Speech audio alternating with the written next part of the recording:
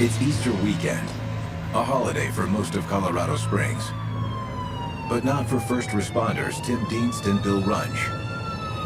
A 911 call has them rushing to the southeast part of town.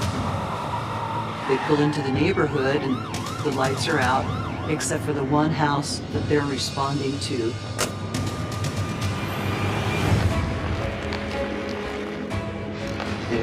Doesn't look like the cops are here yet. Hello? Hello?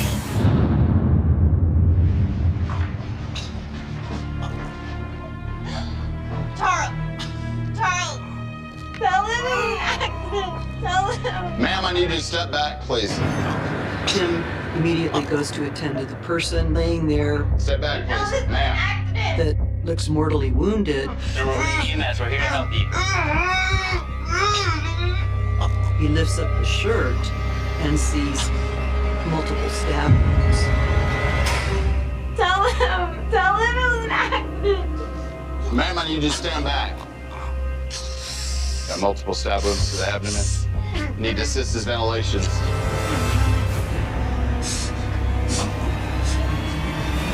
All right, so we're gonna get you moved out of here. Tell him it was an accident, Charles. Tell them, Charles, please. Across town, Lt.Joe Kenda is wrapping things up at the office. Easter weekend, of course, is a holiday weekend, and that tends to lead to parties and drinking and excessive behavior, resulting in an enormous rise in the calls for service for the police. Al, I know it's late, but I'm gonna need those reports done tonight. Call me if you need to. Will do, Lieutenant. It was about 2 o'clock in the morning, and I was looking forward to going home. Dispatch, Kenda. Go for Kenda.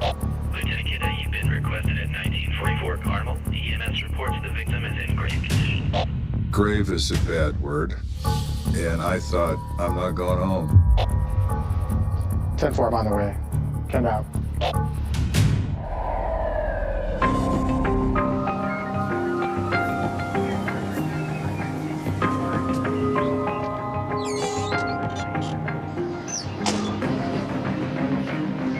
Good morning, Lieutenant. Hey, Josh. So what do we got? Pretty brutal stabbing. Male mid-30s. EMTs are transporting him over to St. Francis. The victim is identified as 36-year-old Charles Walker.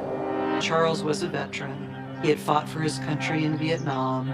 He was trying to better his life, going to college, starting a new job. I mean, everything was on the right track for him. He's got multiple wounds, chest, abdomen, groin, upper thigh. It is very often referred to as a blitz attack. Blitzkrieg, lightning war, a term brought to us by the Germans in World War II. Someone is frantically attacking with a knife. Any suspects? Yeah. Patrol's got Lee Hines secured over there. She did dial 911, but she's absolutely covered in his blood. The majority of violent crime occurs between people who know each other. So I'm very suspicious of Miss Hines. I'll talk to her after I check out the scene. Right this way.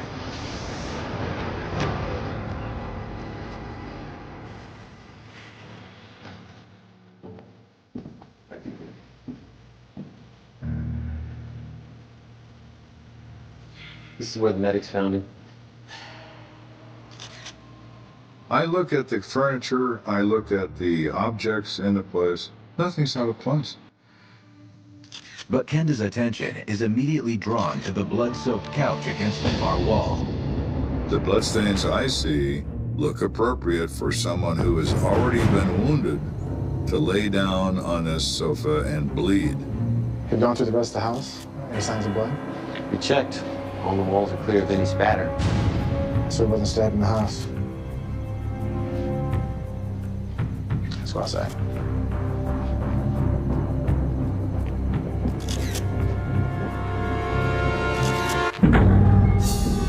Given as much blood as this person has lost, then there's got to be a blood trail. Where did the blood trail lead? We can find out without talking to anybody. Trusty flashlight. Light the place up. That's where the EMT's got him. So get more blood going that way. Look at the blood on the sidewalk. Follow it across the grass. Is it still fresh? It hasn't dried yet. So we're following that trail, and there is drainage bleeding in the grass and down a fence.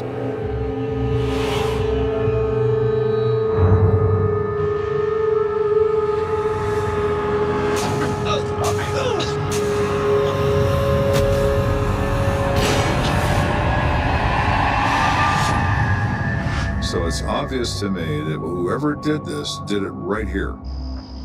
Looks like we had a footprint. There are sneaker prints in the blood in the dirt adjacent to where the stabbing probably occurred. Now, I do not know whether the shoes worn by the victim produced these, but it could also be that they have some other connection. That woman that was in the house? Behind? Yeah, she say anything about her confrontation with Mr. Walker? I don't know how far patrol got in talking to her. So I'm looking at this evidence. This didn't happen in this house. But what if the disturbance happened in the house? What if the woman picks up a knife and announces she's going to cut him high, wide, and continuously? You son of a bitch! I already hate you! And this is where she catches up to it. And then, overcome by the moment, oh my God, what have I done? Helps him back home, and then calls 911. I can see how this could work. At this point, the person that may have the best information of which interests me is this woman, Lee Hines. Miss Hines, you step out, please. When the police asked me what Charles had done that night, I told them I did not know. She has got a great deal of blood in her clothing and her person and her hands. Before you say anything, I know what you're thinking. Oh, really? The blood that's all over her is obviously from the victim. So if you have blood all over you, then you require a substantial explanation of why you look the way you do. I didn't attack Charles. I got his blood all over me when I found him outside and tried to help him. Charles! Oh my God! Oh my God, what happened? She has an explanation about the blood. Is it reasonable? Yeah, that could be true. But it could also not be true. So, we'll see. I'm going to start from the beginning. Tell me what happened tonight and how your boyfriend came to be stabbed. I told them that Charles was not my boyfriend. He was a friend of mine that I was helping out. He was my roommate. Now that dramatically changes my perspective. If you're not involved with him, it is less likely that you would engage in violent crime. Charles was close with his family, but they did not live in Colorado Springs, so he didn't have their support. And that's why I let him stay with me while I got on his feet. We came from Albuquerque, and he was in the military and in Vietnam. He was working really hard to put himself through school, and I just can't believe that this is it for him. Lee comes across to me as very truthful, very emotional. She cares about him as a person. I've decided, at least for now, she's not part of this. At the moment, though, Lee Hines is Kenda's sole witness. So tell me what happened. It's all my fault. I should have never told him about that guy. She says that to me, and I said, oh, really? What guy would that be?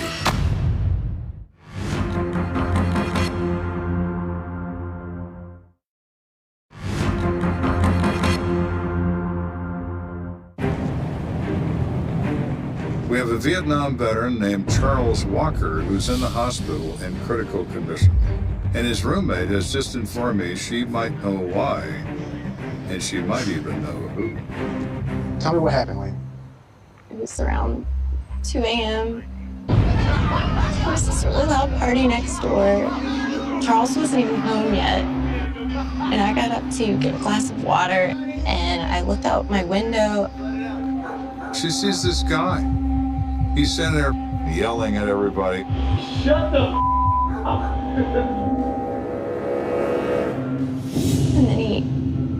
then he what? She acted like she didn't want to tell me what else. I said, Miss Hines, I'm a policeman. I mean, you're not going to tell me anything that's going to embarrass me. What do you do? And he leaved himself. I'll be right there.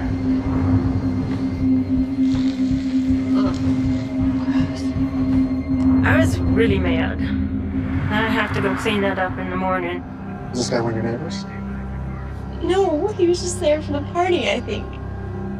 Have you ever had any problems with your neighbors? People through the party? No, it's a woman, and I think her boyfriend. They seem all right. They were nice people. I'd say hi and how you doing and chit-chat a little bit about what's going on. I never had any problem with them at all, and neither had Charles. So tell me what happened after you saw this guy urinating on the side of the house. I just was getting ready to go back to bed, and that's when Charles came home.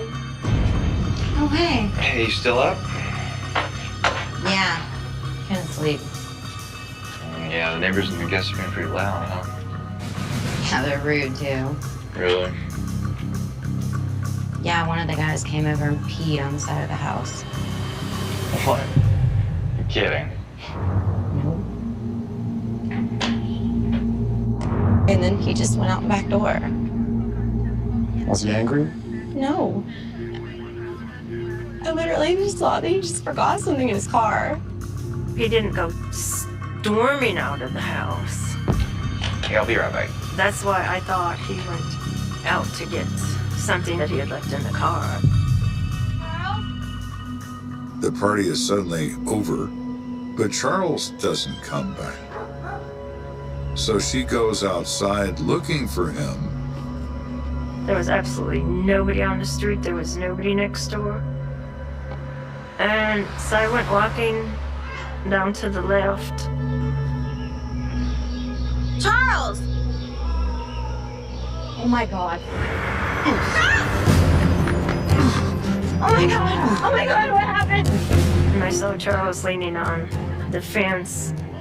He put his arm around my shoulder and we started to walk back to the house. It was dark and he didn't realize he'd been stabbed. And I called 911. So this guy you saw urinating on the side of the house. You don't know him, but did you describe him to Charles? I just said that he was wearing a white sweatshirt with the arms cut off, and he was just like a big guy. Now, it is reasonable to assume that Charles is going to identify who that is by appearance alone and confront him. So the odds are excellent, in my view, that Mr. White Sweatshirt is the guy with the blade. Hoping to attach a name to their new suspect, Kenda and his men head next door, where the house party had taken place. We knock on the door, no response. Try the handle. Well, the officer shined a flashlight on the door. There's blood smears on it. I'm going in. Reason for entry is the exigent circumstance of could there be someone hurt in here. We want to make certain of that fact. No one is in here dying. Police!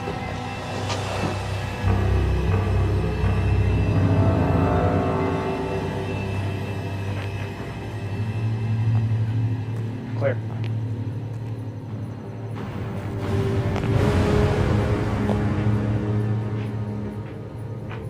House is clear. No bodies. Nobody's home. Looks like everyone sure left in a hurry. All right, let's glove up and search the place. When somebody really gets hurt, everybody's first instinct is to run.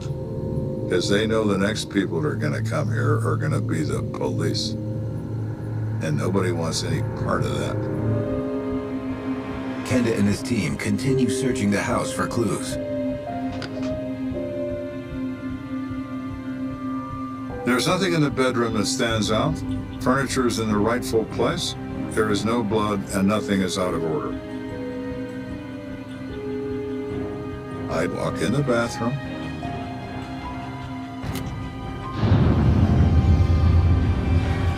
There's blood in the sink, blood in the hot water, cold water taps. There's blood next to the towel rack. Kenda wonders if the killer tried to wash off the blood evidence before fleeing the scene.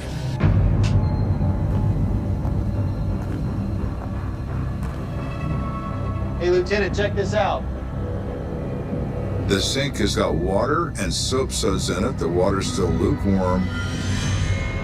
And there are knives in the water. Kitchen knives from the knife block. Kenda is confident one of the kitchen knives collected from the sink is in fact the murder weapon. Hey, Lieutenant. Go for Kenda. The victim passed away just not too long ago. Copy that, Kenda. When they told me he passed away, I kind of lost it. I'm sad for the family. I'm sad for me that I lost a friend. And it's just sad all the way around. As Kenda's team concludes their initial search of the house, they turn their attention to tracking down the homeowners. Not only can they ID my suspect, the evidence in the house says they watched him cover his tracks. All right, let's set up a surveillance on the house. At some point, whoever lives here's got to come back. Yes, sir. You got it. This is their house, and all their stuff is here. And the immediate fear factor will eventually subside. They're going to come back.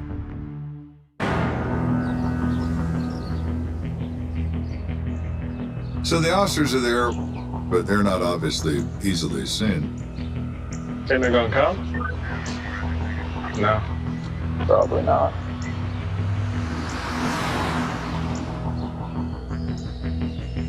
A couple hours later, this car turns down the street. There they are. Let's go. Police car pulls out of the driveway next door, and zoom, they got the car stopped. Officers run the plates and determine the car is registered to the homeowner, Put your hands up! a woman named Debbie Archuleta. Now what? Step out of the car. Face away from me. Step out here. Back here.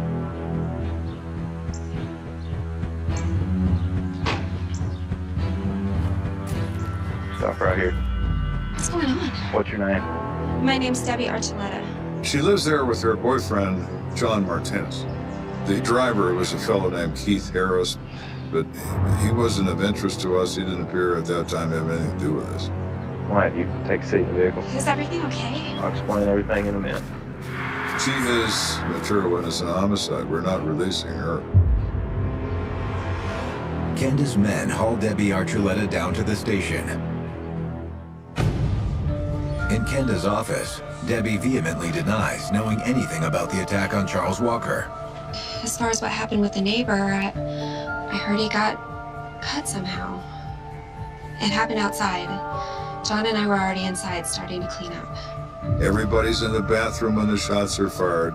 Everybody's in the garage when the knife comes out. Nobody seems to know much of anything. So why'd you and John get out of there so fast? I've got a couple of kids and I just wanted to get out of there. Run. And that's what she does. Takes her kids, takes her boyfriend, and they beat feet. Debbie, my officers and I have already been inside your house. You have? Her eyebrows went up. That surprised her. We found blood. A lot of it. You wouldn't know anything about that, would you? I don't know what to tell you. Now we're lying. Before, a little bit of truth here and there. Now we're flat lying. So where's your boyfriend? Where's John?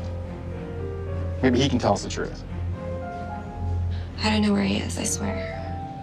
After we left, he said something about our friend Keith going to drop him off at a relative's house for Easter. Which relative? What's the name? I don't know, he didn't say. Why are you protecting John Martinez? Because you are. How about a guy at the party with the white sweatshirt with the sleeves cut out? Who's he? I think you mean Pete. I don't know his last name. He lives with his parents. Yeah. It's Kenda. Who? Yes. I definitely want to talk to him. And it is Pete, the sweatshirt dude. Hang on a second. All right, Debbie, we're done here. Sure. It's Lieutenant Kenda. How can I help you? He identifies himself on the phone as Pete Quintero. He said he was at a party the night before, and he knows that things got out of control, and he knows that maybe he's part of how it started. I was wondering if I could come in and talk with somebody there. Yes. I'll be here. Just ask for me. Excellent, Mr. Quintero. Come on down, Pete. You're the next contestant in this little scenario.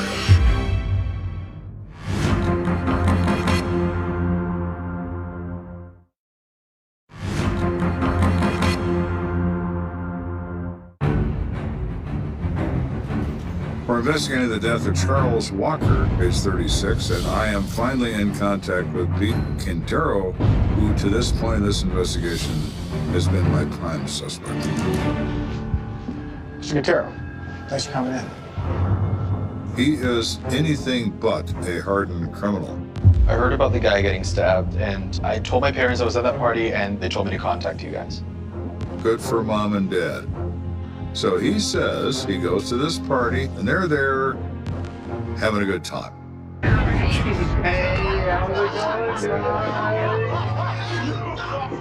was in line for the bathroom, and I guess I was kind of drunk. The line's terrible. I'm just gonna go on the side of the house.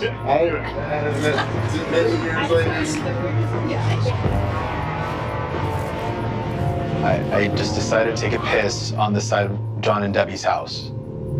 But I just got turned around, and I ended up peeing on the neighbor's house instead. Pretty simple mistake. These houses are incredibly close together.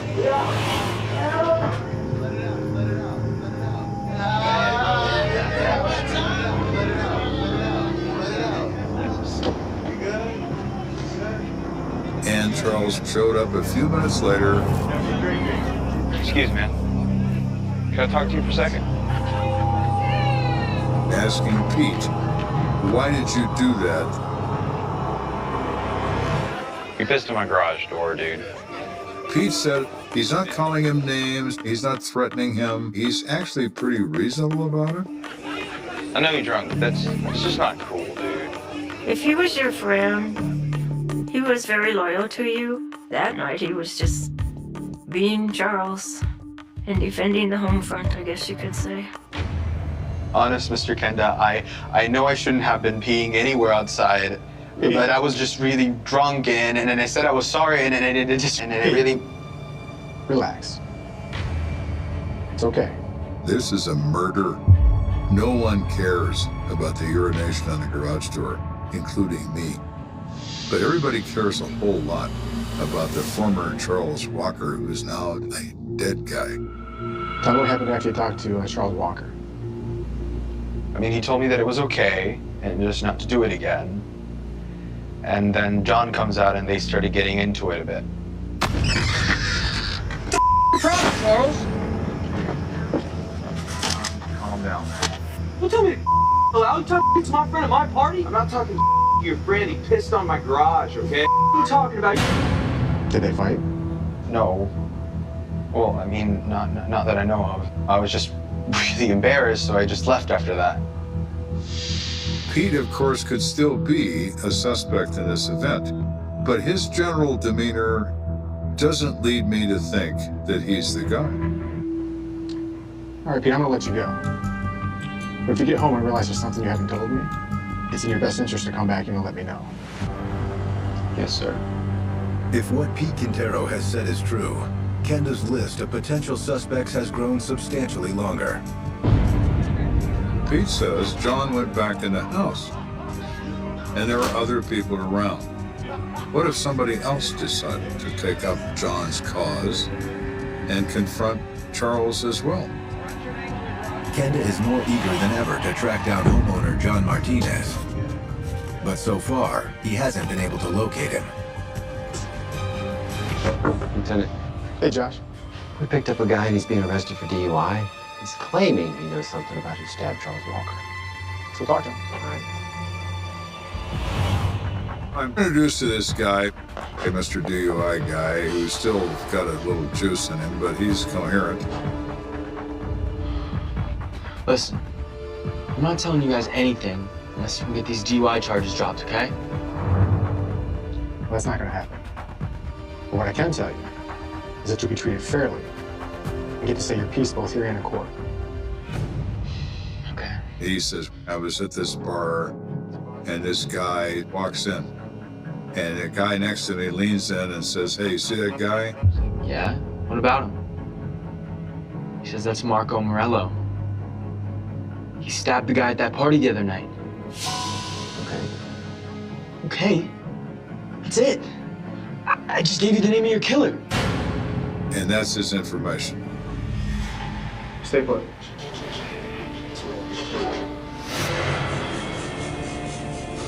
Let's go run this Marco Morales thing and see what we got. You got it. It's the kind of thing that informants come up with when they're in a jam. We still have to look into it, but I'm not confident that this is meaningful. But the next day, Kenda receives a surprising piece of information. Lieutenant. This Marco Morello guy, turns out he's got an assault record. But check this out. Apparently, he was involved in another stabbing 2 days after Charles Walker was killed. Oh, really? Well, maybe Marco was a little more interesting than we thought.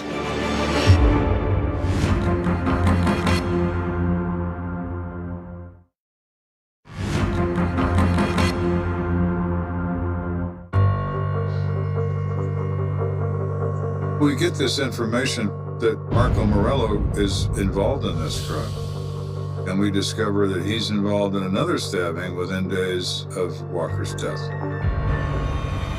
Is this guy just like a serial stabber? Or is the second stabbing somehow related to Charles' murder? There's definitely a possibility that Marco could be the killer. So what do we know about the other stabbing? Check this. The incident took place right in front of the Detectives Bureau. What? You gotta be kidding me. And I said, you know, if you're gonna stab somebody, wouldn't you pick a different place to do it than in front of the Detective Bureau? Hope the case.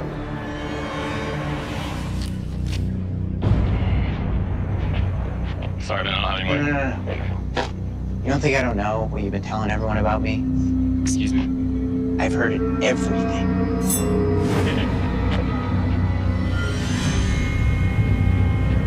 Turns out this isn't a stabbing. This is an accusation of menacing with a weapon. If you threaten someone with a gun or a knife or a grenade or whatever, and nobody gets hurt, you've committed the crime of menacing. They arrest Marco, they take his knife away. It's a small pocket knife. Does he have another knife? I mean, knives are easily obtained. So he is an issue we have to look into. He was drunk when they arrested him, so they released him to one of those detox places. Maybe he's still there. Good idea. Let's take a ride. With a few phone calls, detectives are able to track down their new person of interest, Marco Morello. Colorado decriminalized alcohol abuse years ago. So drunks found in the street are given to treatment centers. Marco, I'm listening to Kenda. I'm gonna need you to tell me everything you know about the stabbing of Charles Walker. Charles Walker. Yeah.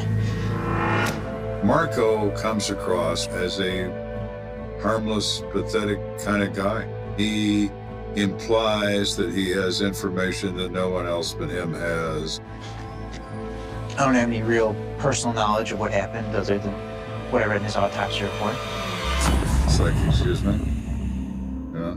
No one knows about the autopsy report. But as Kenda and Detective Hendricks listen to Marco Morello, they realize he may not be the most reliable source of information. He had all these different wounds from all these different knives, right? It was just knife after knife after knife. It's like a million knives all at once, you know? It's crazy. Hey, Marco, excuse us for a second. Yeah. We walk out of the room and we speak to the detox counselor. Does Marco have a history of mental illness? He's been diagnosed as a paranoid schizophrenic. I think once you find out that somebody, has a mental illness like this, you have to start questioning anything that they told you. How much of this is really real and how much of this is just his imagination. Okay, thanks, ma'am. I think we have all we need. There is no way this guy did anything to Charles Walker, or anyone else for that matter. He is not the right guy. That is the end of Marco. With yet another lead evaporating, Kenda is increasingly anxious about finding the elusive John Martinez, who, according to his girlfriend, is staying with an unidentified relative. The guy that started all this is mysteriously absent from where he's supposed to be. He's not home, and he's not at work. I get very distressed about people who are not where they are supposed to be. Why are you fleeing the police? That's when Kenda comes up with an alternative plan for tracking down his suspect. This is Kenda. Can you do me a favor and locate a Keith Harris? He's the guy that drove Debbie, the homeowner, back in the morning after the party. Hands up! The guy that drove her by the house when she was observed by the police is the same guy that drove John to his relative's house hours after the stabbing. Great. Thanks. So now we need Keith Harris to shed some light on John's involvement in this crime or his lack of involvement. He now represents a key. Within the hour, Kenda is seated in Keith Harris's living room.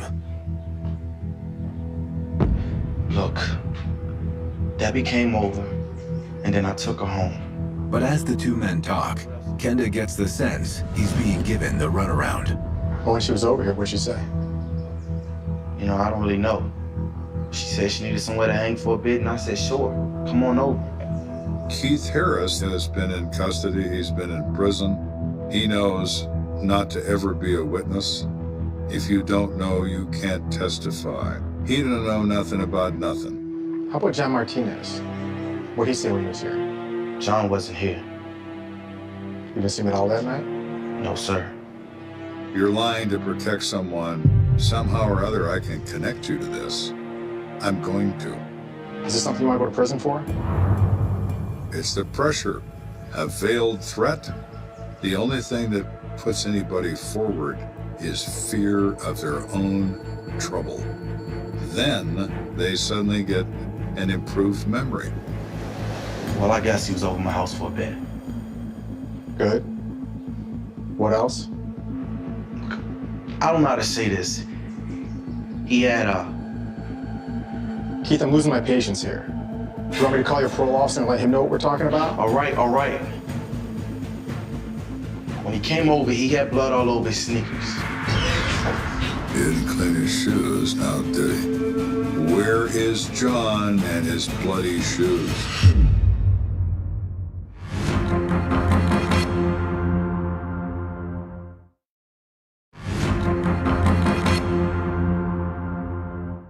My experience tells me that John Jacob Martinez is the guy that stabbed Charles Walker to death. And he's got blood on his shoes. And I don't only want to find the shoes, I want to find the dude that's wearing them. Kenda has located Keith Harris, who admits that John stayed at his house the night after the stabbing. When he came over, he had blood all over his sneakers. But that's not all. He had blood on his jacket too, like on his sleeve. Sorry about this. Thank you. No problem. And thanks for letting us stay here on such short notice. No problem. Where you get all this blood from? I got in a fight with my neighbor. Did you ask him about it? He said he cut him a few times. You're right, John. You certainly did. The next morning, before I took Debbie home, he asked me to take him to his grandfather's house. Well, I appreciate you being honest with me. No problem. I'll be in touch.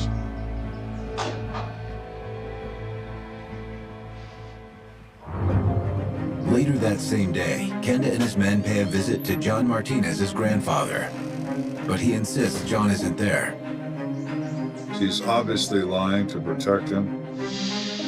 4 days, we look for him. We check with family, relatives, friends, everybody. We're always 1 or 2 steps behind him. Kenda is running out of patience.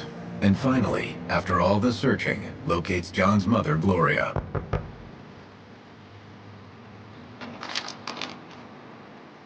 Mr. Martinez. Kenda's approach this time is to put the fear of God into her.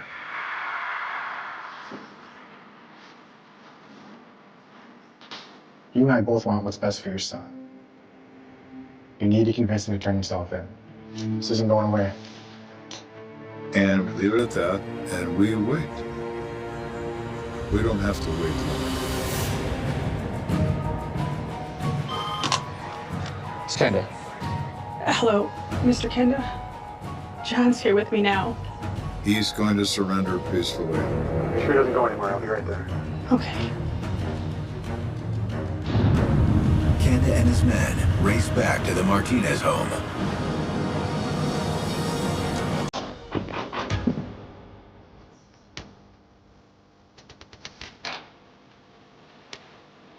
John looks like a little kid. He's frightened. John Martinez? I'm not talking. You can call that guy. His mother got him an attorney, and he says upon advice of counsel, he's not going to make a statement. That's fine, John. You have to do that. Stand up. You're under arrest for the murder of Charles Walker. He's wearing his sneakers. And I can see blood on his shoe. When we book you to the jail, we're going to have to swap out your clothes and your shoes for a jail jumpsuit. Sure, whatever. In his mind, he's already destroyed all the evidence. Well, actually, there is still a problem, John, that you didn't consider.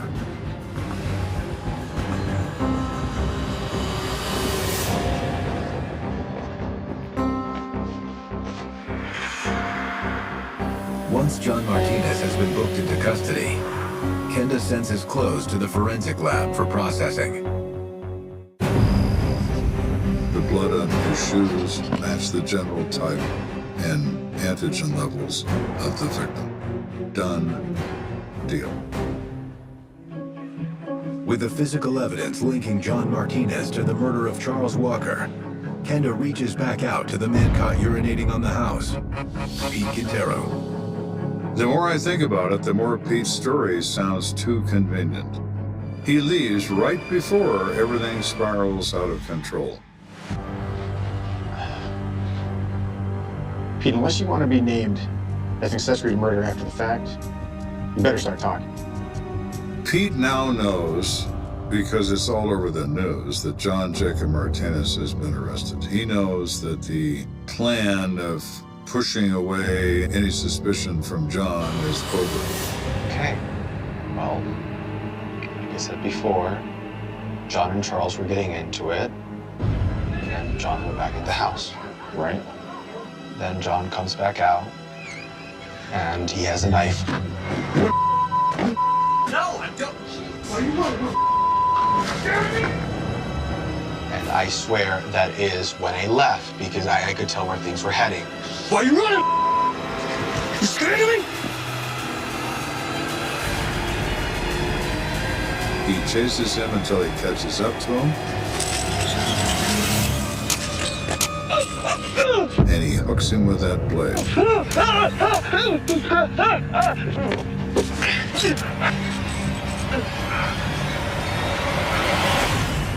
Why's he do all that? Who knows?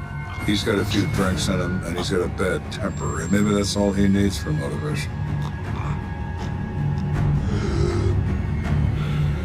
John runs back to the house, and the case unravels from there. In a few minutes' time, someone's dead, other people's lives are changed forever, and over what? Over nothing, really. I really have no understanding as to why everything escalated so fast, other than the fact that my neighbors were drinking, and I imagine tempers were very short, and all of a sudden went crazy. At trial, John Martinez is convicted of first-degree murder and is sentenced to life in prison. I lost a friend of mine to violence, unnecessary violence. He would do anything he could to help you out. And he was an all-around nice person. If this hadn't happened, I think Charles would have gone out and graduated college and would be having a successful life. Charles Walker had survived 36 years on this planet, and he dies over a meaningless act at a party. Does that make any sense? No. Murder never does. The night was heavy, humid, and silent, one of those Florida nights where the air feels alive, thick with secrets. A lone streetlight flickered over County Road 14, its glow spilling across an empty stretch of asphalt that led nowhere. At 2:17 a.m., a passing trucker saw something on the shoulder, a glint, a shape, then the impossible. A woman's shoe, a smear of red. And then nothing. No one ever saw her again. By dawn, police had cordoned off the road. Reporters gathered like vultures. Unidentified female, mid-20s, they said. Possible foul play. The sheriff's voice cracked as he faced the cameras. Behind him, the marshes steamed under the sun, swallowing every echo. They found the car first, a 1989 blue Pontiac, doors unlocked, keys in the ignition, purse on the passenger seat, engine cold. The license said Sarah Whitmore, 26, nurse, living in Clearwater. She'd left work the night before, told her coworkers she was heading home, but she never made it. Inside the car, no signs of struggle, no fingerprints except hers, no footprints in the mud. It was as if the earth itself had decided to erase her. Neighbors described her as quiet, gentle, the kind of person who smiled at strangers. Her landlord said she paid rent on time, never partied, never brought anyone home. But her sister said something else. Said Sarah had been scared, said she'd been followed, said she kept seeing a red pickup in her rearview mirror night after night, same road, same headlights that wouldn't fade. The police logged the report, filed it away. No plate number, no suspect, just a red pickup and a growing sense of dread. Weeks turned into months. Volunteers combed the swamps, searching for her body. Helicopters droned overhead. Dogs barked through the cypress woods. They found scraps, torn fabric, a gold earring, half buried in mud, but nothing that breathed life back into the story. The media called it the Clearwater Vanish. Locals whispered about ghosts, truckers, swamp cults, serial drifters. Detectives chased leads that died in motel rooms, phone booths, and half-remembered dreams. A waitress claimed she saw Sarah at a diner 2 days after the disappearance, pale, shaking, whispering into a payphone before rushing out. But no call was ever traced. The investigation froze like blood under glass. New officers came, old ones retired, and the case file grew thick with dust, unsolved. Year after year, her photo hung in the station hallway, brown eyes, half smile, forever 26. In 1997, a fisherman dredged something from a retention pond 50 miles south. A plastic tarp weighted with stones. Inside, nothing but bones. Forensics said female, mid-20s. DNA testing was primitive, inconclusive. They couldn't say her name, couldn't say who did it. The remains were buried as Jane Doe number 47. But there was one thing under the tarp. They found tire impressions, faint but distinct, and they didn't match the blue Pontiac. They matched a 1988 Ford F-150. Red paint, chipped, oxidized by time, the red pickup. The trail should have ended there, but it didn't. Because 15 years later, in a quiet evidence lab outside Tampa, a new technician reopened the box labeled Whitmore Sarah, 1992. Inside, sealed in an old envelope, was a single strand of hair recovered from the driver's seat of the Pontiac. Back then, it meant nothing. But in 2007, with new DNA sequencing, it suddenly meant everything. The test ran overnight. The machine whirred, beeped, and spat out a name no one expected. A name that sent detectives back to the same road, the same swamp, the same silence. And in that silence, something began to stir. The report came out of the printer with a slow, grinding whine, like it knew what it was carrying. A single sheet, black ink on white paper, a barcode, a case number, and one name. The technician stared at it for a long second, then another, the fluorescent lights buzzing overhead, the hum of the lab suddenly too loud. He didn't call his supervisor, he didn't email anyone. He picked up the phone and dialed the sheriff's office directly. On the other end, in a cramped office lined with old files and older regrets, Detective Mark Halpern listened without saying a word. The tech read the name once, then again. Halpern closed his eyes. The DNA from the hair in the blue Pontiac did not belong to a stranger. It did not belong to a drifter, an out-of-state trucker, or a nameless predator passing through. It belonged to a man who had lived less than 6 miles from Sarah's apartment. A man who had walked into the sheriff's office back in 1993 and given his DNA voluntarily for a completely different investigation. Robberies, burglaries, property crime, nothing like this. Cleared then, forgotten after. His sample sat in a freezer for years, just another tube, just another number, until now. The name on the lab sheet was Edward Eddie Kane, age 51, mechanic, church volunteer, married, no kids. No record beyond a DUI from the mid-'80s and a couple of misdemeanor charges that vanished in plea deals. A familiar face, a friendly wave, a man who changed tires, fixed engines, and sponsored little league teams. The kind of man no one wants to see on a report like that.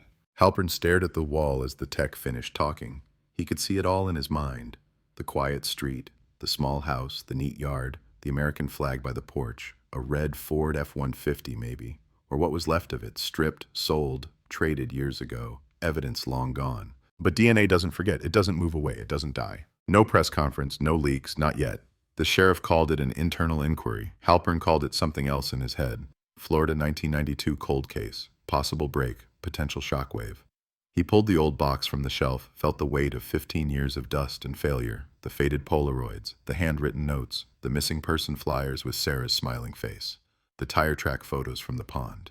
The sketch of the red pickup, the anonymous tip from 1994 about a mechanic on Route 6 who acted weird the week she vanished. Back then, they'd checked him. They'd talked to him, briefly. No probable cause, no physical evidence, no reason to dig deeper. Eddie said he didn't know her, said he worked late that night, said he never drove County Road 14 after dark, and the case went cold. Halpern flipped through the transcripts. There it was, a thin note, nearly invisible. Interview, E. Kane, cooperative, no inconsistencies detected. Someone had initialed it. A detective long retired, now living in a condo 2 hours away, golfing twice a week, carrying ghosts he pretends not to see. Now the report said otherwise. DNA from the driver's seat of Sarah's car matched Kane at 99.999%. Not her hair, his, embedded in the upholstery, sitting there silently for 15 years waiting for the world to catch up. The next morning they watched his house. Unmarked car across the street. 2 detectives in plain clothes, coffee cups in hand, eyes fixed on the front door. It was Florida, hot already, the sun barely over the rooftops, the air heavy with the smell of cut grass and engine oil from the garage next door. At 7:42 a.m., the front door opened. Eddie stepped out. Baseball cap, work boots, grease-stained jeans. He locked the door, walked down the path, and paused, sensing something, that prickling at the back of the neck. He turned his head just enough to glance toward the street. Then he kept walking. He got into a white pickup now, newer, cleaner. Not the one from the old crime scene photos, but the shape of it, the height of it, the way he settled into the driver's seat, it all screamed habit. History. The detectives exchanged a look. One started the engine, followed at a distance. No traffic stops, no dramatic takedown, not yet. They shadowed him as he drove to his shop on Route 6, Kane's Auto and Tire, a place that had been there so long it felt like part of the landscape. Cracked sign, faded paint, a row of cars waiting out front like patients in a clinic. Inside, the air was thick with the smell of oil, rubber, and hot metal. Tools clanged. Radios played low. Life went on. At 9:15 a.m., Halpern walked through the door with a folder under his arm and a badge clipped to his belt. No cameras, no uniformed backup. Just him and a younger detective, Lopez, whose jaw was clenched so tight you could see the muscle jumping. Eddie Kane? The man looked up from under the hood of a sedan, wiping his hands on a rag. Gray at the temples now, lines around the eyes, but still strong, still solid. Yeah, that's me. Something wrong? Just a talk, they said. Just a follow-up on an old case. Nothing to worry about. He hesitated, then shrugged, tossed the rag aside, and led them into the cramped office beside the shop. Diplomas on the wall from brake and transmission courses, a photo of a softball team, a framed church flyer advertising a charity car wash. They closed the door. The noise of the shop faded to a dull roar. Halpern laid a photo on the desk. Not the smiling missing person shot. Not yet. One from the scene instead. The blue Pontiac on the shoulder of County Road 14, lit by flash photography, tape around it, darkness pressing in from every side. You remember this? Eddie stared at it. His eyes flicked over the picture. Car, road, ditch, nothing else. His fingers tightened on the edge of the desk. No, should I? Halpern's voice stayed flat, just another question among many. It was found out near the marshes in '92. Belonged to a nurse named Sarah Whitmore. She disappeared, never made it home from her shift. A small shift in Eddie's face, a twitch maybe, or a shadow, something passing over and gone. Long time ago, he said. I don't remember. I got customers from everywhere. Cars, names, faces, it all blends. Lopez watched him carefully. No notes, just eyes.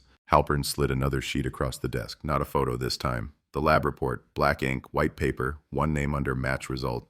You ever own a red Ford F-150, Mr. Kane? Sure, he said instantly. Back in the day. Sold it years ago. Everybody had one. Why?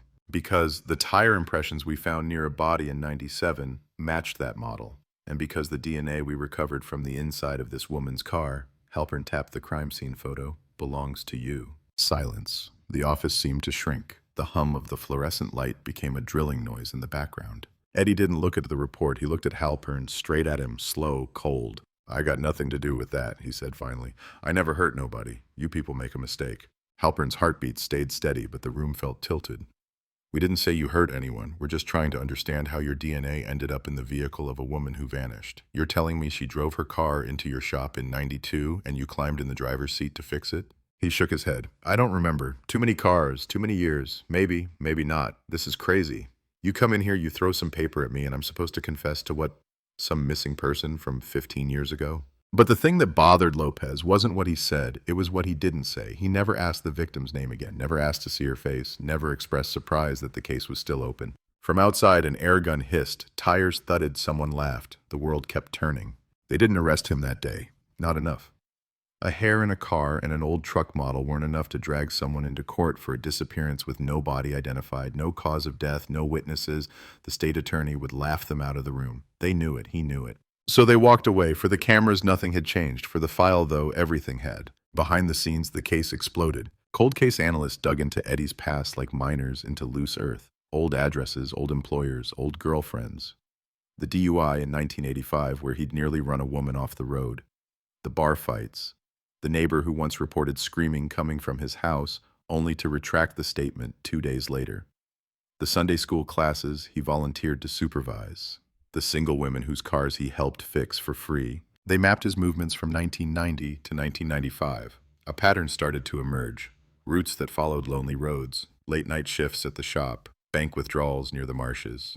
And then, buried in a stack of forgotten tips from the mid-90s, a note surfaced. Anonymous call, female voice, shaken. Reported seeing a red pickup parked behind a convenience store off County Road 14 around 3 a.m. the night Sarah vanished. The driver was a local mechanic, she thought, someone she'd seen at church. She never gave her name. The detective who took the call scribbled it down, logged it, moved on. Now that phrase hit like a hammer, mechanic from church. They tried to trace the caller, years too late. Phone records gone, tapes erased, dispatcher retired and barely remembering his own badge number. Just a voice in the dark, calling once, then never again. The sheriff's office kept the lid on tight, but secrets leak. A reporter from a local station caught wind of new forensic testing in an old disappearance. No names, no details, just enough to light the fuse. Florida 1992 cold case reopened. New DNA sparks renewed investigation, the banner read that night. The community felt the shock immediately. 15 years. Long enough for people to move on officially, for kids to grow up never hearing her name. For the missing poster at the grocery store to curl and fall apart. Now suddenly it was back on the news, her photo back on the screen, that half-smile haunting living rooms again. At the Whitmore house, the TV volume was turned down, but no one needed the audio. Her sister Amanda recognized the photograph before the anchor finished the sentence. Her hands shook. She walked up to the screen and touched Sarah's face, the pixels blurring under her fingers. Their mother sat on the couch, staring straight ahead, eyes wet but unblinking. They'd buried an empty coffin years ago, held a service, called it closure. A word that sounded clean, artificial, nothing like the way grief actually behaves. Now the wound opened all over again. The next day, Halpern sat at Amanda's kitchen table with a recorder between them. Sunlight filtered through thin curtains. A clock ticked too loud. We've had a development, he said carefully. No promises, no guarantees. We've identified a person of interest. Amanda's eyes were sharp, exhausted, the eyes of someone who's memorized every tiny inconsistency from every official report for 15 years. Is it the man in the truck, she asked. The red truck she kept talking about. He didn't answer directly. He didn't have to. The flicker of recognition in his face said enough. Her breath caught. She was scared, Amanda whispered. You know that, right? She told me she felt watched. Like there were these headlights always behind her, even when the road was empty. She thought she was going crazy. I told her it was just late shifts, just nerves. I told her to relax. The guilt never left her voice. It had lived there for years, a quiet roommate she could never evict. Do you think he took her? She asked. No preamble, no softening. Do you think this man killed my sister? Halpern chose his words like stepping stones over a river. We know he was in her car at some point. We know he owned a truck consistent with the tire impressions from the pond. We are working to connect the dots. We're not there yet. Not there yet. A familiar phrase, a hated phrase. A car passed outside, casting a brief, moving shadow across the table. Amanda stared at it, then back at him. If you're reopening this, then don't stop this time, she said. Don't tell me again that you have nothing. Don't lose her twice. He left the house with the weight of that sentence pressing between his shoulder blades. Back at the station, another call waited. Forensics, again. This time, about the bones buried under the name Jane Doe, number 47. New testing, new possibility.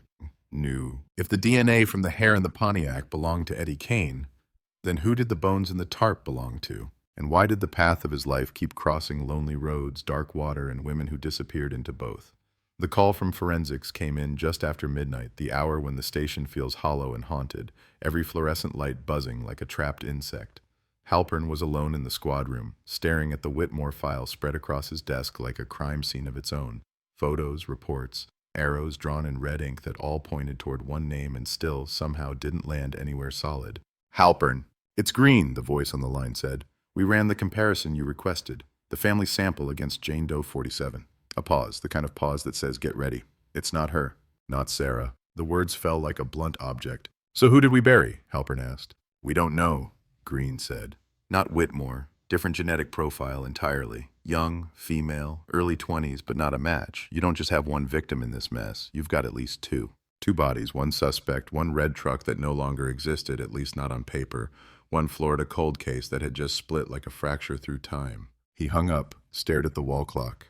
12:07 a.m. The building hummed low around him. Somewhere, a copier shuffled to life, then died again. The ghosts were awake. The next morning, the update hit like a secondary shockwave. The team gathered in the briefing room, coffee cups in hand, eyes thick with fatigue and something else. Anticipation, dread, that electric charge that runs through cops when a dead file suddenly pulses with life. On the whiteboard, Halpern drew two circles. In one, he wrote, Sarah Whitmore, missing 1992, Blue Pontiac, County Road 14. In the other, Jane Doe number 47, bones and tarp, pond near Route 6, 1997. Then he drew a line between them, and above that line, two words, Eddie Kane.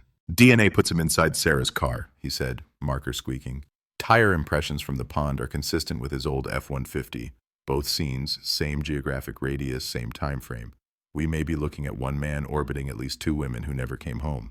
Lopez leaned forward. But the bones from 97 aren't Sarah, which means we still don't know where she is. Missing, presumed dead, no body, another detective added. The DA's going to choke on that. They want remains. They want something with weight. They went through the Jane Doe file again, this time with fresh eyes. Location, retention pond, south of town, half hidden by reeds and highway trash. Body, disarticulated, incomplete, time and water unknown. Personal effects, none. Clothing, shredded, nondescript. Trauma, inconclusive. Nothing in that file gave her a name. Recheck missing persons, Halpern ordered. Not just our county, surrounding counties too. Women reported missing between 92 and 97, 20s. No resolution, no confirmed sightings after the date of disappearance. Run them all. I want to know who she could be. It was like dragging a net through dark water. Names emerged. Faces, stories half remembered. A student who never returned from a weekend trip. A waitress who walked out of a bar and vanished between the door and the parking lot. A hitchhiker last seen at a rest stop off I-75. So many lives that simply stopped mid-sentence. Meanwhile, the community started doing its own math. Florida talk radio lit up. Callers demanded answers. You had this guy's DNA for years, one voice raged. How many women drove past his shop, past his house, while you sat on your hands? The sheriff went on TV, choosing his words like a man defusing a bomb. We are pursuing all leads, he said. We are using modern forensic tools to revisit the case. We ask the public for patience and for any information they might have withheld or forgotten. Forgotten, as if anyone who really knew something could ever truly forget. At the auto shop, customers still came, but they didn't linger. They dropped keys and left, shoulders tight, eyes flicking from Eddie's hands to the news vans parked half a block down. Cameras waited for him to make a mistake. Microphones waited for him to crack. He didn't. He showed up every morning, unlocked the door, flipped the sign to open. He changed oil, rotated tires, answered the phone with the same steady voice. When reporters tried to corner him, he shook his head, lips pressed thin. I've already talked to the police, he said. I got nothing to say to you. The pastor at his church called it persecution. A good man, he told anyone who would listen. A generous man. He volunteers, he donates, he prays with people. You think a monster sits in the front pew and passes the collection plate? Some of the congregation nodded, some didn't. Some remembered late nights in the parking lot, headlights drifting past, a truck lingering just a little too long. Halpern didn't care what pew he sat in. He cared about timelines, about windows of opportunity, about the way certain events lined up with certain shifts at the shop. One by one, they dug up Eddie's alibis. The night Sarah vanished, he claimed he'd been working late, closing the books, catching up on inventory. No clock-in system, no security cameras, just his word and the memory of an employee who thought he might have been there around midnight but couldn't swear to it. The years blurred, people's recollections bent under the weight of time. So they went around it. They pulled financial records, bank statements, receipts, a cash withdrawal at 1:03 a.m. from an ATM 5 miles from County Road 14 on the night Sarah disappeared.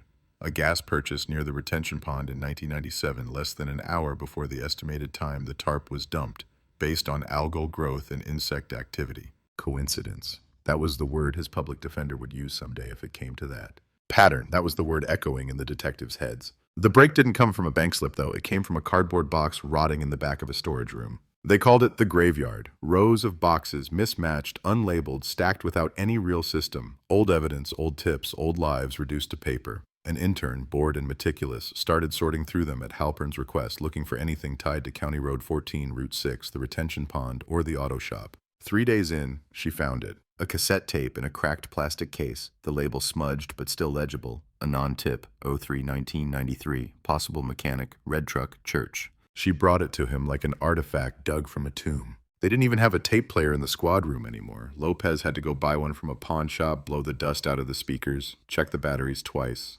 They shut the office door, pressed play, and the past spilled out in grainy audio. A woman's voice, shaking, distorted by distance and fear. "I don't want to say my name," she begins. "He goes to my church. He fixes cars. Red truck. I saw him talking to that girl, the one from TV, the nurse, at the gas station a week before she disappeared. She looked uncomfortable. Please, just check him. Don't tell him I called, please." Then a click, silence. No follow-up on the tape, no notes attached, just the label, just the fear still audible decades later. "Jesus," Lopez muttered. Halpern felt the hairs on his arm stand up. "We had this," he said slowly. "We had this the whole time. Back then, someone logged it and filed it. Maybe they called him in, maybe they didn't. The record was vague, partly lost. What remained now was undeniable. A woman in 93 linking a mechanic from her church with a red truck to a missing nurse who never came home. They ran the church membership archive. Names, addresses, attendance logs. Eddie's name appeared like a slow shadow, entry after entry. And there, halfway down an old list from 1992, was another name that made Amanda freeze when they read it to her later. "Sarah used to take her car there," she whispered. "Kane's Auto. She said they gave her a discount, said the owner was nice but kind of intense. I told her to stick with the dealership. She laughed, said I sounded like Mom." The world kept circling the same man. But circling isn't the same as landing. Not in court, not with a defense attorney ready to carve doubt into every sentence. So they went deeper. They searched his property, this time with warrants, dogs, metal detectors, the works, backyard, garage, a storage shed he claimed he used for spare parts. The ground was hard-packed, disturbed in places, but years of rain and heat had blurred the timeline of every shovel mark. Near the back fence, under a layer of gravel and oil-stained dirt, one of the dogs alerted. Officers knelt, scraped, dug. They didn't find a body, not there. They found a bracelet. It was tarnished, cheap metal, the kind you'd win from a vending machine or buy at a drugstore. A small charm hung from the chain, a silver heart with an engraved letter S. Amanda's hands shook when they showed it to her. "She had one just like that," she said. "Bought it at some $2 place. Said it made her feel a little less invisible walking to the car at night. I thought it was silly. I don't know if this is hers, but it looks the same. No photo of the original, no receipt, nothing to confirm." Still, the bracelet went into an evidence bag, tagged, logged, added to the growing constellation of objects orbiting Eddie Kane. The state attorney's office watched all of it from a distance, calculator in hand, weighing risk against reward. "Hair in the car," they said. "Suspicious movements, old truck matching tire impressions, anonymous tip, bracelet in his yard. This is circumstantial, Mark. Strong, but circumstantial. No direct evidence of force, no confirmed remains of your primary victim. A defense attorney will tell the jury she could have run away, changed her name, fallen off the grid." "She didn't," Halpern said, jaw tight. "She was taken. You know it, I know it. Her family knows it." "Knowing doesn't win trials," the attorney replied. "Then admissible evidence does." The case kept grinding. Every day, more pieces, more data, more noise. Old coworkers remembered Eddie making dark jokes about women who shouldn't be out late. A former girlfriend recalled riding in his red truck and how he always seemed to know back roads, routes that avoided main intersections, ways to get places without being seen. A retired deputy remembered pulling him over once near County Road 14 at 2 a.m. No ticket, just a warning for a busted taillight. The report was there, yellowed but legible, time-stamped barely an hour before the trucker found Sarah's abandoned Pontiac. "Why didn't you note that closer back then?" Halpern asked him over coffee in a quiet diner. The old man's eyes were clouded. "She was just missing at first," he said. "We get missing persons all the time. Adults. They turn up after a fight with a boyfriend or a breakdown. I didn't connect it. By the time I did, I was already out." Regret sat between them like a third person. Outside, rain began to fall, hard and sudden, slamming against the windows. Florida storm, here and gone, but while it's here, it feels like the world might wash away. Halpern drove back to the station through sheets of water, wipers thrashing, headlights smeared into streaks of white. For a moment, he imagined what Sarah's last drive might have felt like, tired, alone, the road ahead dissolving in rain and darkness, some set of headlights behind her that refused to disappear. By the time he pulled into the lot, the rain had eased. The asphalt steamed. The sky was bruised, low. On his desk waited a new envelope, hand-delivered. No return name, just a single word scrawled in black marker across the front. "Confession?" His pulse jumped. Lopez appeared at his shoulder as he slid it open, careful, gloved. Inside, one sheet of lined paper, torn from a cheap notebook. The handwriting was shaky, almost childish, but the words were sharp, deliberate. "I know what happened to the nurse," it read. "I know what happened to the girl in the tarp. I've known for years. I didn't speak because I was scared. I'm still scared. But you're close now. He's not who you think he is. It's worse. If you want the truth, look in the files you think are closed. Look at what you called accidents. Look at the roads near the pond. You won't find her where you're digging. You'll find others." No signature, no contact number, just the last line, underlined twice. "He doesn't hunt where you can see him. He hunts where the road goes quiet."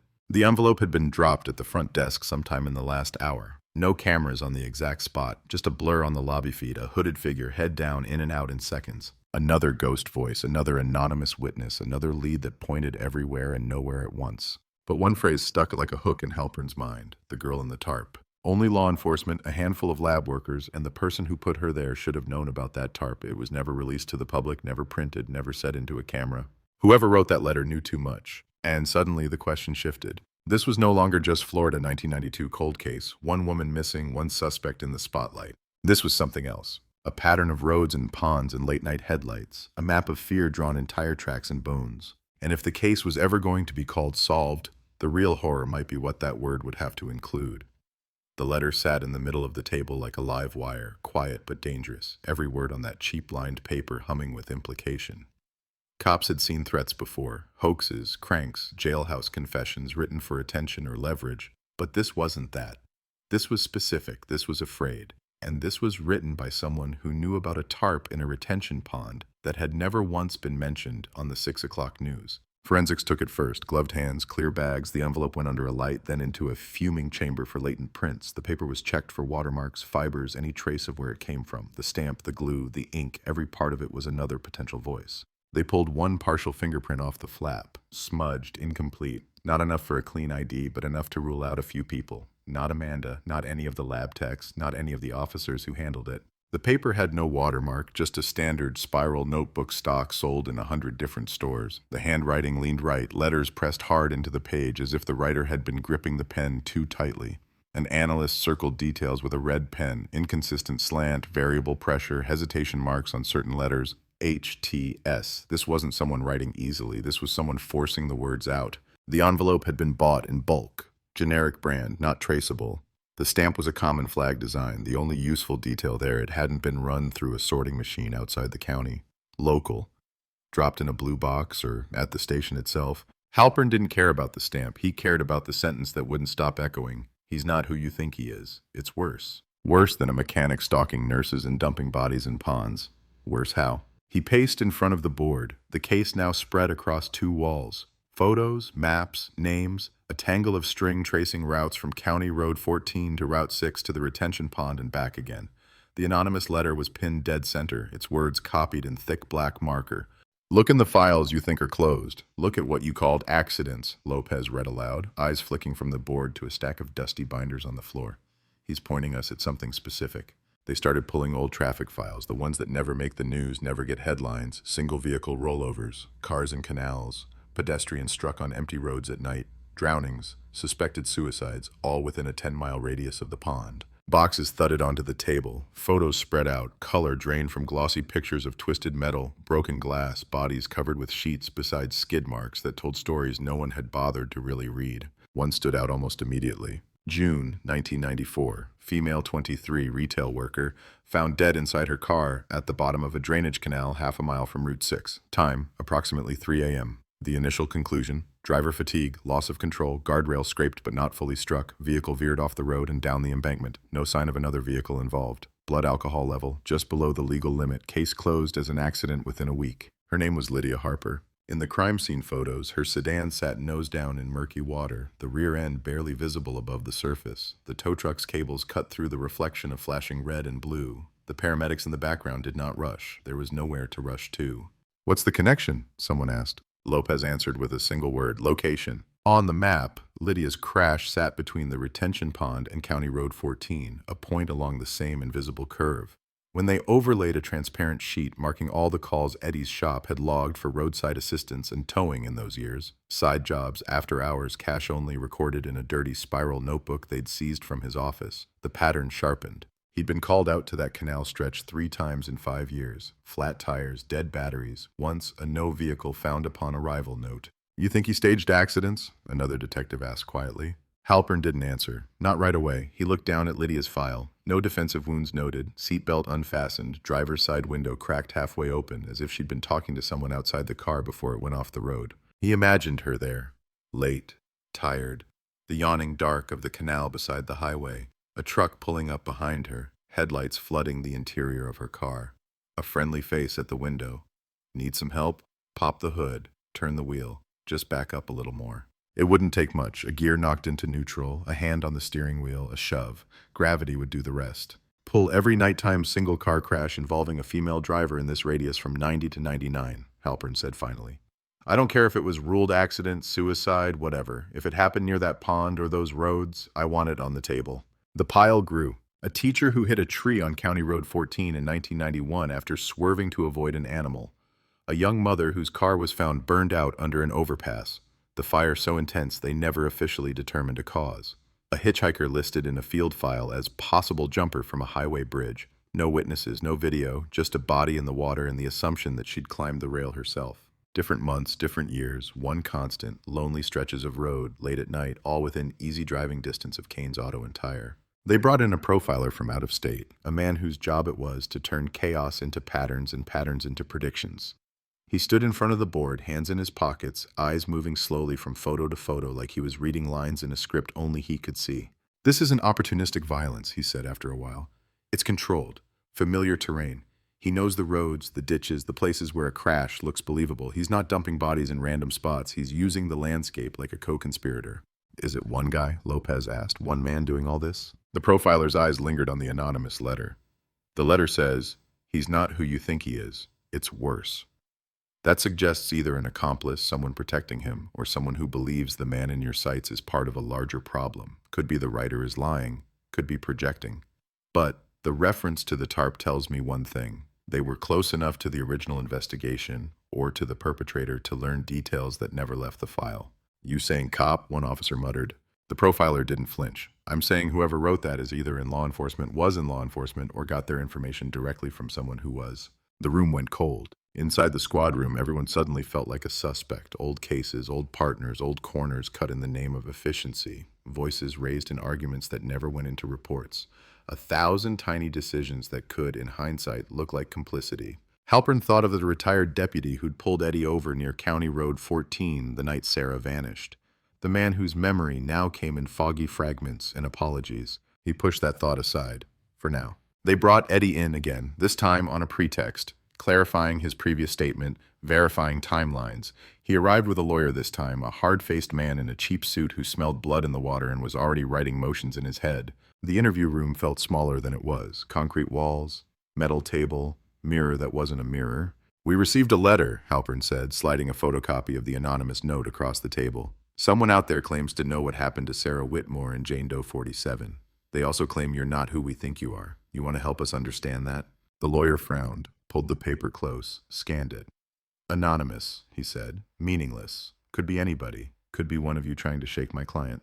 Do you recognize anything about it? Lopez asked, watching Eddie instead of the attorney. The writing, the phrasing, the idea that there were accidents that weren't accidents. Eddie didn't touch the page. His eyes moved across it once, then flicked up to the camera in the corner, then down to his hands. They were clean today, no grease, no oil, just skin and veins and the faint tremor of someone straddling the line between fear and anger. I don't know who wrote that, he said, and I'm not responsible for whatever you think happened out on those roads. People crash their cars all the time. You can't pin every tragedy in this county on me because your computer spit out my name. Then how did your DNA end up in Sarah's car? Halpern asked, voice low but sharp. How did a bracelet that looks like hers end up buried in your yard? How is it that your truck matches the tire impressions next to a dead girl in a tarp you claim you never met? The lawyer raised a hand. We've already addressed. No, you danced around it, Lopez cut in. You told us you work on a lot of cars and meet a lot of people. But you didn't explain why a woman who kept telling her sister she was being followed by a red pickup vanishes. And you just happened to own a red pickup and just happened to be on the same roads at the same time and just happened to show up in her interior as trace evidence. Eddie's jaw tightened. You're twisting it. Then untwist it, Halpern said. Help us.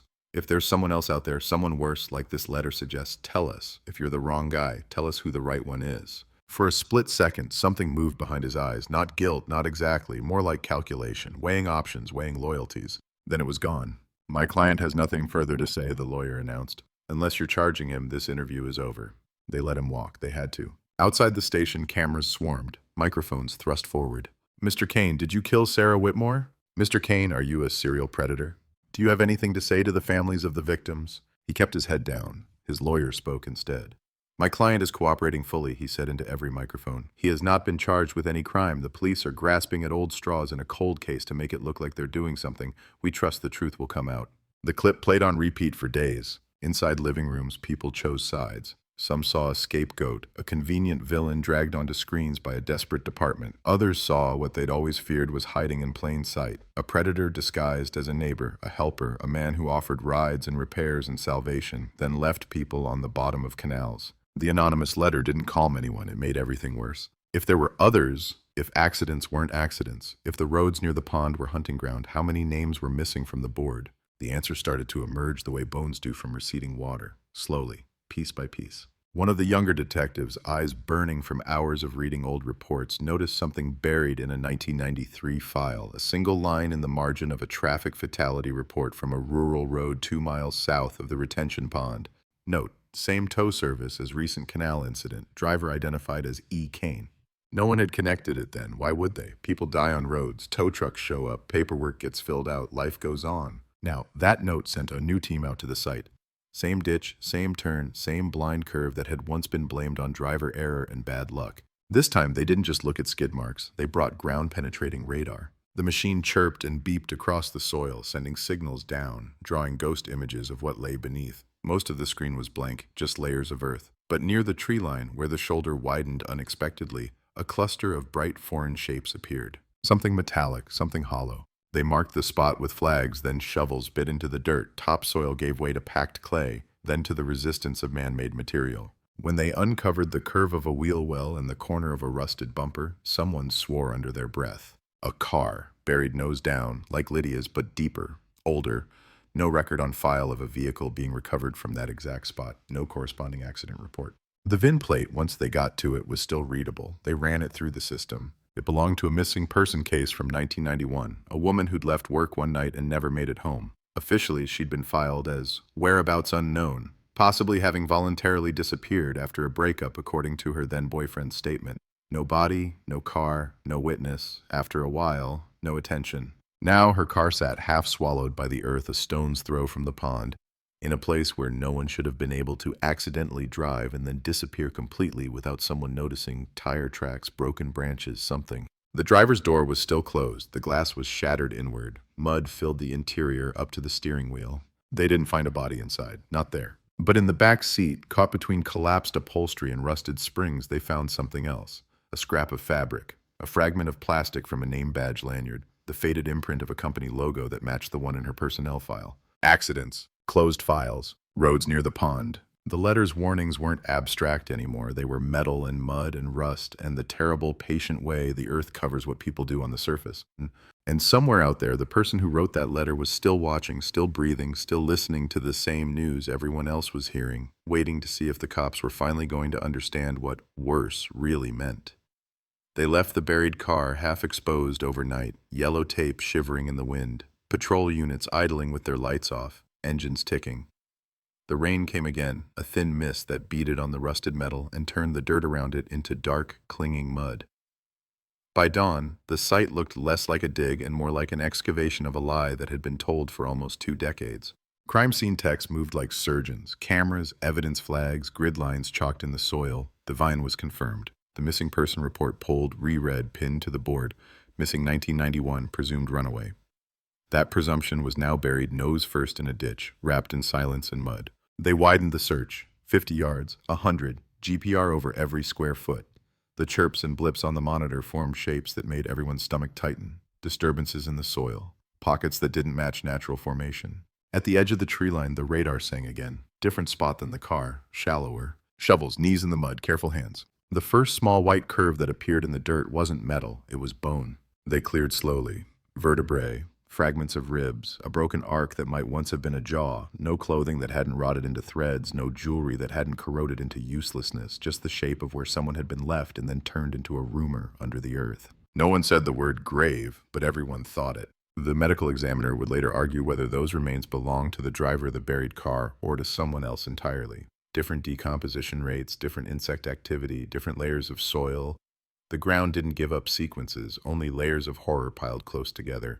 For now, they bagged and tagged what they could and sent it back in quiet vans, taillights glowing red as they pulled away from the pond, that red now carrying a new meaning, following the same visual rhythm as the pickup everyone kept talking about. Back at the station, the headlines wrote themselves. Florida cold case explosions, a buried car found near notorious pond.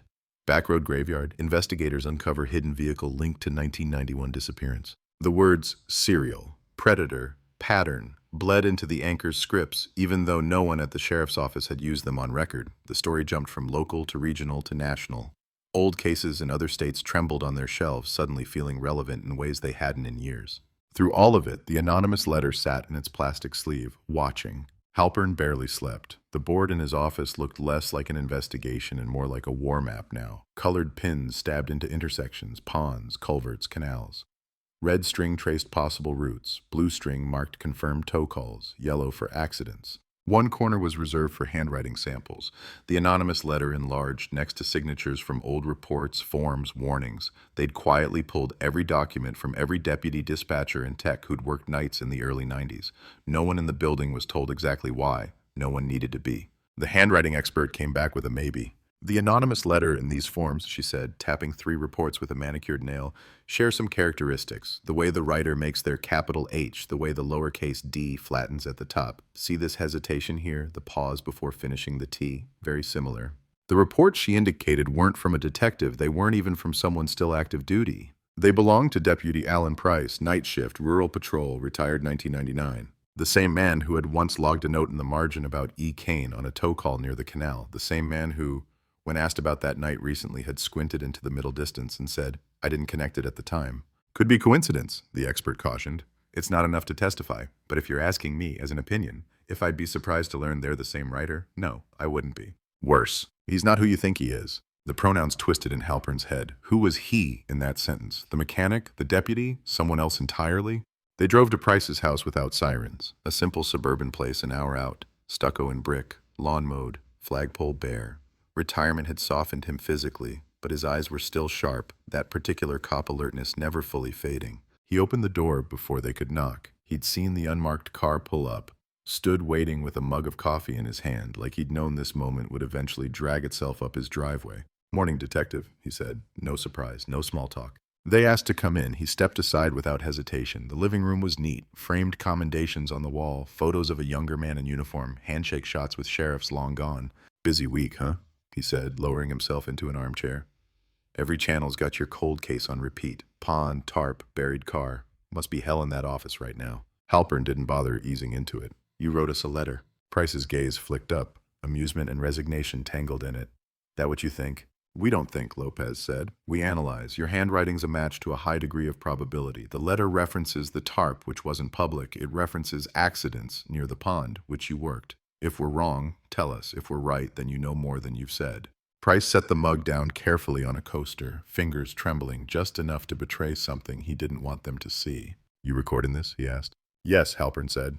Good, Price replied. Somebody ought to have it on tape, finally. He leaned back, stared at the ceiling for a long heartbeat, then let the words come out. You're chasing Kane like he's the whole story, he said. He's not. He's just the most obvious piece. He's the red truck in the rearview mirror. But who taught you to watch the mirror, detective? Who told you to be afraid of what's back there instead of what's waiting on the road ahead? Halpern frowned. You knew him. Everybody knew him, Price said. He patched our patrol cars, for God's sake, cut us deals, donated to the sheriff's re-election, bought raffle tickets, brought hot dogs to the charity barbecues. He was on every flyer when a cruiser needed new tires. But you wrote that he's not who we think he is, Lopez pressed. So who is he, and what's worse? Price's laugh was short and bitter. You ever notice how many incident forms from back then list Kane's tow service? Flatbeds, chains, late-night calls. You think that's coincidence? Guy was always there, before we were. After we left, I'd roll up on a wreck and he'd be standing there already, hook on the frame, winch primed like the whole thing was waiting on his cue. Are you saying he staged them? I'm saying I started to wonder, Price answered quietly. Too many lonely cars, too many young women, too many nights with no skid marks and no witnesses. But that's not the part that keeps me up. The part that keeps me up is what happened when I tried to push it. The room seemed to shrink around them. I wrote memos, Price said. I flagged patterns. I asked for time to dig into it. You know what I was told? We don't have the resources for your ghost story, Alan. They're accidents. People drink, people speed, people fall asleep. Don't go turning this county into some serial killer movie just because you're bored on nights. Who told you that? Price's jaw worked. For a moment, he was back in uniform, staring at a closed office door. Sheriff McCall, he said, and your current boss, back when he was just a lieutenant who wanted that next promotion bad enough to keep his mouth shut. The name landed like a dropped file cabinet. The sheriff, the man who'd been giving press conferences about full transparency and no stone unturned. You're saying the sheriff covered this up? Lopez asked, voice tight. I'm saying he didn't want it to exist, Price said. Big difference, legally. No one doctored evidence. They just didn't look too hard. Didn't connect dots, didn't want to tell the public their roads might be hunting grounds. Bad for tourism, bad for re-election, easier to write accident than possible homicide when you've got no suspect that doesn't make your donors nervous. Then why write the anonymous letter now, Halpern pushed. Why wait all these years? Price's eyes went to the window. The street outside was quiet. Because when that pawn girl turned up in '97, he said slowly, I knew in my gut she was tied to the others, but by then I was already marked as the guy who sees monsters everywhere.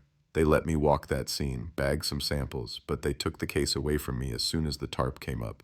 Said I was too close, too emotional. You were the one who noted Kane's truck model in that file, Halpern said. Yeah, Price replied. And I was the one who got told to stop pushing the mechanic angle. He does work for the department, Alan. Be careful what you're implying. That's the last real fight I had before I put in for early retirement. So you wrote us the letter. He exhaled. Yeah, I wrote it. You were finally poking the edges of what I tried to scream about, and I didn't know if you'd get shut down the same way. I wasn't going to sign my name and hand the sheriff a neat little package to bury. Anonymous buys you airtime. Why not go to the press? Price's laugh this time was emptier. You think a retired deputy ranting about conspiracies and serial killers on back roads gets airtime? I'd be a punchline. An old man chasing ghosts in drainage ditches. You needed something quiet, something that would push from inside. The tarp detail was my signal flare. I knew you'd know it wasn't some crank off the street. So what's worse? Lopez asked again. You keep saying it like there's something beyond Kane. Are you telling us he's not the one who took Sarah, not the one at the pond, not the one behind these buried cars? Price took a long breath. His knuckles were white on the armrests. I'm telling you he didn't work in a vacuum, he said. I'm telling you he knew when our patrol patterns changed before we did. He knew which stretches of road went unmonitored for 20, 30, 40 minutes at a time. He knew which deputies liked to sit at the diner for an extra cup of coffee instead of running their loop. He knew because somebody was talking to him, somebody in uniform. The room went silent. Names, Halpern said softly. We need names. Price shook his head. I had suspicions back then. Guys who got nervous when I mentioned the pond. A sergeant who always seemed to show up at Kane's barbecues. But suspicion doesn't hold in court. I never caught a deputy at a scene he had no reason to be at. Never found a radio log that didn't match the official story. If someone fed him our patterns, they were careful, smarter than me, or more patient. Why didn't you log your suspicions in writing? I did, he said. That's the part that really makes it worse. I filed internal memos. They vanished. You won't find them in your system. You think I haven't checked? You think I haven't driven myself crazy wondering if I imagined it? But I know I typed those reports, I know I signed them, and I know they're gone. The implication hung there. Someone hire someone with admin access, someone who could make words disappear as easily as they stamped closed on a case file. Do you still think Kane killed Sarah? Lopez asked. Price's eyes hardened. I think he was there. I think he was in her car. I think he followed her, but I don't know if he was alone. And I don't know if he picked the night or if someone else told him when the road would be clear. On the board back at the station, photographs of the sheriff and his command staff suddenly looked different. Not guilty, not yet, just human, fallible, motivated by fear and power and image, all the things that make people look away from the worst truths until those truths claw their way up from the bottom of a pond. The problem was simple and impossible at the same time. To chase the full truth of the Florida backroad cold case, they might have to turn the investigation inward on their own building, their own history, their own command. And while they hesitated, while they checked policies and consulted attorneys and whispered in hallways, the man at the center of their board, mechanic, church volunteer, friendly neighbor, kept coming to work, kept touching cars, kept driving roads that now felt to everyone like crime scenes stretched out into the distance. That week, a new headline crawled across the bottom of the local news. Florida 1992 cold case shock, a retired deputy hints at internal failures, possible cover-up. The word cover-up exploded in living rooms. Phone lines at the sheriff's office lit up, demands for answers, demands for resignations, demands for the truth, the whole truth, no matter who it dragged down with it. In the middle of that storm, another envelope arrived at the station, no stamp this time, hand-delivered, unmarked, dropped through the mail slot sometime between midnight and shift change. Inside, there was no letter, just a photograph. Grainy night vision green taken from a distance, headlights on a lonely road. A pickup truck paused at the shoulder near a curve that sloped down toward dark water. The timestamp in the corner read 05-1407, 0312 a.m. The night before they dug up the buried car. He doesn't hunt where you can see him. He hunts where the road goes quiet. The photograph lay on the table, edges curled. The green wash of night vision turning the lonely Florida road into something alien, hunted. Two white cones of light cut across the darkness, headlights, paused at the shoulder, pointed toward the slow slope down to where the ditch disappeared into shadow. A pickup. You couldn't see the driver, you couldn't see the plate, all you could see was intent. The timestamp in the corner stared back like a headline, 05-1407, 0312 a.m., the night before the buried car clawed its way back into the world. Halpern felt a chill crawl up his spine, the kind that doesn't care about air conditioning or temperature, the kind that says someone else was there before you. "Where'd this come from?" he asked. The patrol sergeant who'd opened the morning mail shrugged helplessly. No return, no note, just the photo in an envelope. No stamp, must have been pushed through the slot. They took it to the lab, no digital file, just ink on paper. Photographic paper, cheap but decent, no watermark, no handwriting, no fingerprints except one partial on the back, smeared beyond use. A tech scanned it, zoomed, enhanced, grain sharpened. The truck became a darker shape against a dark road, extended cab, long bed, high rear end, Ford or Chevy maybe. The taillights were off, the brake lights were off, just the headlights waiting. "There's no way this is traffic cam," the tech said, eyes close to the monitor. "Angle's wrong, it's too low. See the brush here? Camera's behind it." He traced with a pen. "That's ground cover. Somebody set this up. Trail cam, maybe. Hunter gear. Motion activated." "So we've got two ghosts," Lopez muttered. "One driving the truck, one watching the truck. Trail cams don't care about gossip, politics, or internal memos. They don't decide what's an accident and what's a homicide. They just watch. They just record. Find out who sells that model around here," Halpern said.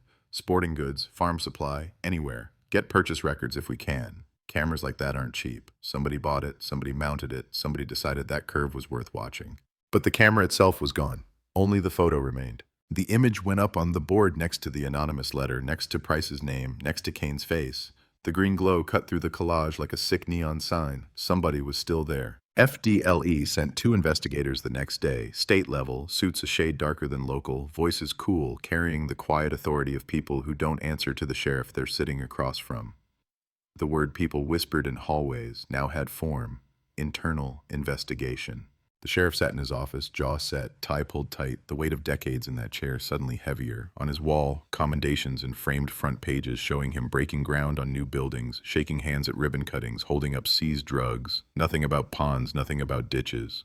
"You're being accused of ignoring patterns," the FDLE lead said, calm, clinical, "of discouraging subordinates from pursuing a potential serial offender using back roads to stage deaths as accidents, of allowing a mechanic with department contracts to remain unexamined as his tow logs clustered around multiple fatalities." The sheriff's laugh was short and humorless. "Accused by who? A retired deputy with a grudge? A man who couldn't let go of a theory no one could prove?" "Accused by the files," the investigator replied, sliding a folder forward.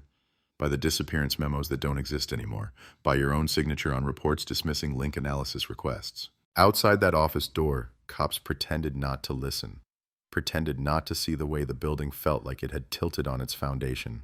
Inside the squad room, Price's interview played on a loop in Halpern's head. He knew our patrol patterns before we did. They pulled radio logs from the early 90s, the old ones, the ones printed on paper with dot matrix bleed. They mapped response times to late-night crashes, too many gaps, too many stretches where units were on meal break or handling minor disturbance while a girl's car sat nose down in a canal a mile away. What was coincidence? What was complacency? And what, if anything, had help? At night, the roads did what they always did. They stretched out, dark and quiet, indifferent to cameras and headlines. Truckers blew through, tourists slept in motels, and somewhere out there, a pickup, maybe that pickup, kept moving. They organized a stakeout anyway. Unmarked cars parked at strategic bends. Two-man teams with long lenses and night vision scopes. A state trooper cruiser stationed in plain sight at one intersection as a deterrent or bait, depending on who you asked. Every vehicle registered to Eddie Kane flagged in the system. If he drove so much as 5 miles over the limit, they wanted to know. Price sat in the back seat of one of the cars, a shadow among shadows, headset on, eyes scanning the roadside with the weary familiarity of a man who'd driven these loops too many times when no one else cared where he was. Used to sit right there, he said into the mic, pointing through the windshield at a dark pull-off choked with weeds. Eat my sandwich, listen to the crickets, watch the road. Thought I was watching over people. Turns out I might have just been sharing territory. Hours passed. Radios hissed with low chatter. Bugs tapped at windshields. The sky peeled back its stars one by one. Around 2:43 a.m., Unit 3 whispered over the air. Vehicle approaching from east, single pickup, no trailer, heading toward Pond Curve. Halpern sat up straighter. Copy. Description? Looks like F-150 maybe. Hard to tell in the dark. Extended cab, aftermarket lights on the grille. Tag unreadable from this distance. The truck rolled into view like something summoned, its headlights cutting a familiar arc through the night. It slowed at the curve, braked, came to a complete stop on the shoulder right where the entombed car had been unearthed days earlier. Every cop heart within a mile started counting beats. Units hold, Halpern said, voice tight. Eyes only, do not engage yet. Through binoculars, they watched the driver's door open. A figure stepped out, cap, jacket, average build. Could have been anyone, could have been every suspect rolled into one silhouette. The figure walked to the edge of the slope, looked down into the darkness where the ditch ran. Stood there a long moment, hands in pockets, head slightly bowed, not smoking, not talking, just standing, paying respects or checking the ground. This is it, Lopez whispered. This has to be him. He's coming back to the scene. Wait, Halpern murmured. The figure hadn't moved closer to the tape marker still half visible in the dirt, hadn't probed the soil, just stared, then slowly turned and faced the road again. A faint glow lit under the brim of the cap, a phone screen. The figure raised it, took a photo, lowered it, slid it away. Click. A mirror image of the same act that had delivered their night vision shot. Someone documenting. Now, Halpern said. Unit 4, roll casual, light them up. Let's see who we've got. The marked unit down the road pulled onto the asphalt. Acceleration smooth, no siren. Just lights. Blue and red flicked on, washing the curve in pulsing color. The figure jerked, startled, then moved fast. Too fast. Door yanked open, body thrown into the driver's seat, engine revved hard, gravel spit. Unit 4 hit the siren. The truck shot forward, fishtailing, tires squealing as it tore away from the shoulder. Pursuit eastbound, high rate of speed, the trooper barked into the radio. White pickup, no visible plate, driver fleeing. Halpern's car lunged into motion, engine growling, his own headlights spearing through the dark as he joined the chase. The truck ahead cut across the center line, blew a stop sign, then swerved onto a narrow access road that split off from the main highway. Where the hell is he going? Lopez shouted, bracing as the sedan bounced over potholes. Price knew. Service road, he rasped. County maintenance uses it. Leads to an old gravel pit and a gate that's never locked.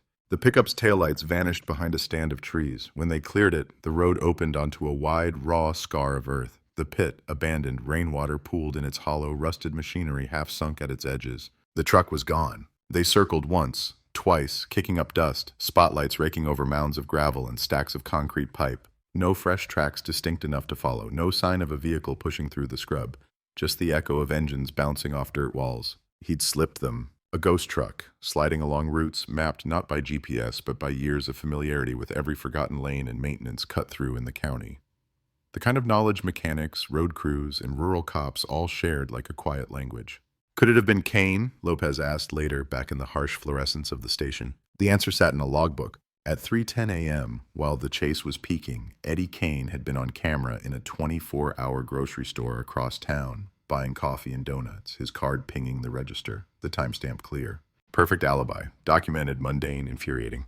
So if it's not him behind the wheel, someone said, then who the hell are we chasing? The board didn't answer, it just collected more faces. They pulled employment records from Kane's shop, part-time assistants, weekend help, subcontracted drivers for after-hours tow calls, names of young men who'd worked there for a season, then drifted into construction, county maintenance, private security, names of older ones who'd stayed, who still dropped by, who owed him favors. One name repeated on the tow logs more than any other besides Kane's: Ryan Lafferty, former shop hand, later hired by the county roads department. His crew, maintenance on rural routes outside city limits, pothole patching, guardrail repair, clearing brush around drainage ditches and retention ponds. He'd quit 3 years prior, moved, on paper, to another county an hour away. No forwarding address beyond a P.O. box, no listed phone, a ghost in reverse, a man who'd existed and then slowly faded from physical trace. The profiler stared at his file. "That's your access point," he said. "A man who lives between the roads and the people who drive them. He knows every shortcut, every blind curve, every place you can put a car where no one will see it until the earth starts to swallow it." They sent deputies to knock on his last known addresses, old apartments, new tenants, old roommates who shrugged and said he was weird, quiet, liked driving at night, then shut the door a little too quickly. While they chased Lafferty's shadow, the lab called with a new punch to the gut. Jane Doe, number 47, the girl in the tarp, finally had a name. A hit from a national database. A distant cousin had uploaded their DNA to a public genealogy service, trying to find family. The lab had run a new comparison, with new techniques and broader parameters, and somewhere in that lattice of data, a link had lit up. Her name was Emily Rhodes, 21, originally from Georgia. Reported missing by a roommate in 1996 after failing to return from a weekend trip to Florida. The original report had faded into the background noise of other missing young adults. In her file, one detail that stabbed straight back to their board. During college, she'd volunteered with a church outreach program, traveling to small congregations in neighboring states, staying with host families, singing in youth services, handing out flyers. One of the churches on their route list back in '96 had been a modest brick building off Route 6 in Florida, the same church where Eddie Kane ushered grilled hot dogs at youth events and offered discount oil changes to visiting pastors' vans. They pulled a photo from an old newsletter, grainy, scanned, colors off, but there she was, Emily, smiling, standing at the edge of a group shot in front of the church, the brick facade behind them. On the far side of the frame, half-cropped by the edge of the picture, stood a man holding a grill spatula, baseball cap low, sunglasses hiding his eyes.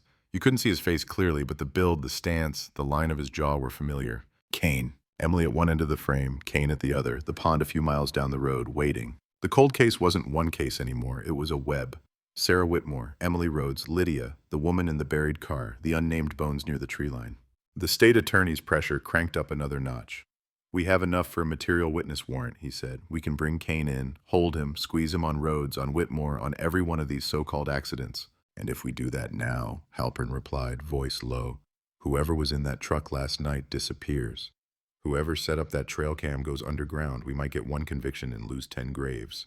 Around them, the building buzzed with fear and anger. Deputies looked at each other like strangers. The sheriff held his own press conference, eyes rimmed red now, voice a shade more brittle. He denied a cover-up, admitted mistakes were made, promised full cooperation with state authorities. In the front row, Price watched, hands folded, expression unreadable. Across town, Amanda watched too, standing in the glow of her TV. Sarah's photo on the screen again, Emily's picture now beside it. Two young women caught in the eternal freeze frame of before. She couldn't listen to another promise. She put on her shoes, grabbed her keys. 10 minutes later, a security camera at Kane's Auto and Tire captured a small sedan pulling into the lot hard enough to bounce the front end. There was no audio, just images. Amanda getting out, slamming the door, marching toward the open bay where Kane was bent over an engine. Mechanics froze. One stepped back. Another lifted a hand as if to warn her off, then thought better of it. She reached him, said something sharp, voice low but lethal. He straightened slowly, turned, wiped his hands. On the footage, you could see the moment recognition hit him. His shoulders tensed, his jaw set, his lips moved. She pointed at him, at the road behind the shop, at the horizon where the pond lurked unseen. Her fingers shook, then curled into a fist. For a split second, his face changed, mask slipping, something cold and empty flickering through. Even without sound, every cop who later watched that footage knew that look. They'd seen it in mugshots and interrogation rooms. In that moment, a suspect realizes someone isn't afraid of them anymore. One of the mechanics stepped between them, hands out, words placating.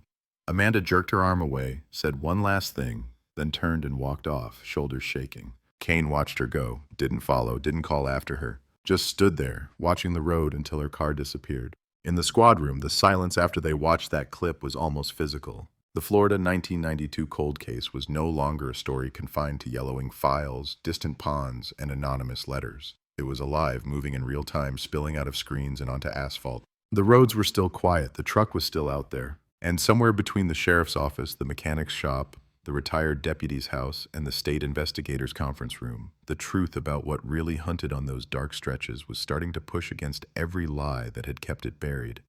The clip of Amanda in the bay didn't just rattle the squad room, it rewired it. Every frame was a collision. Grief slamming into rage, fear stepping right up to the man everyone else was still circling on paper.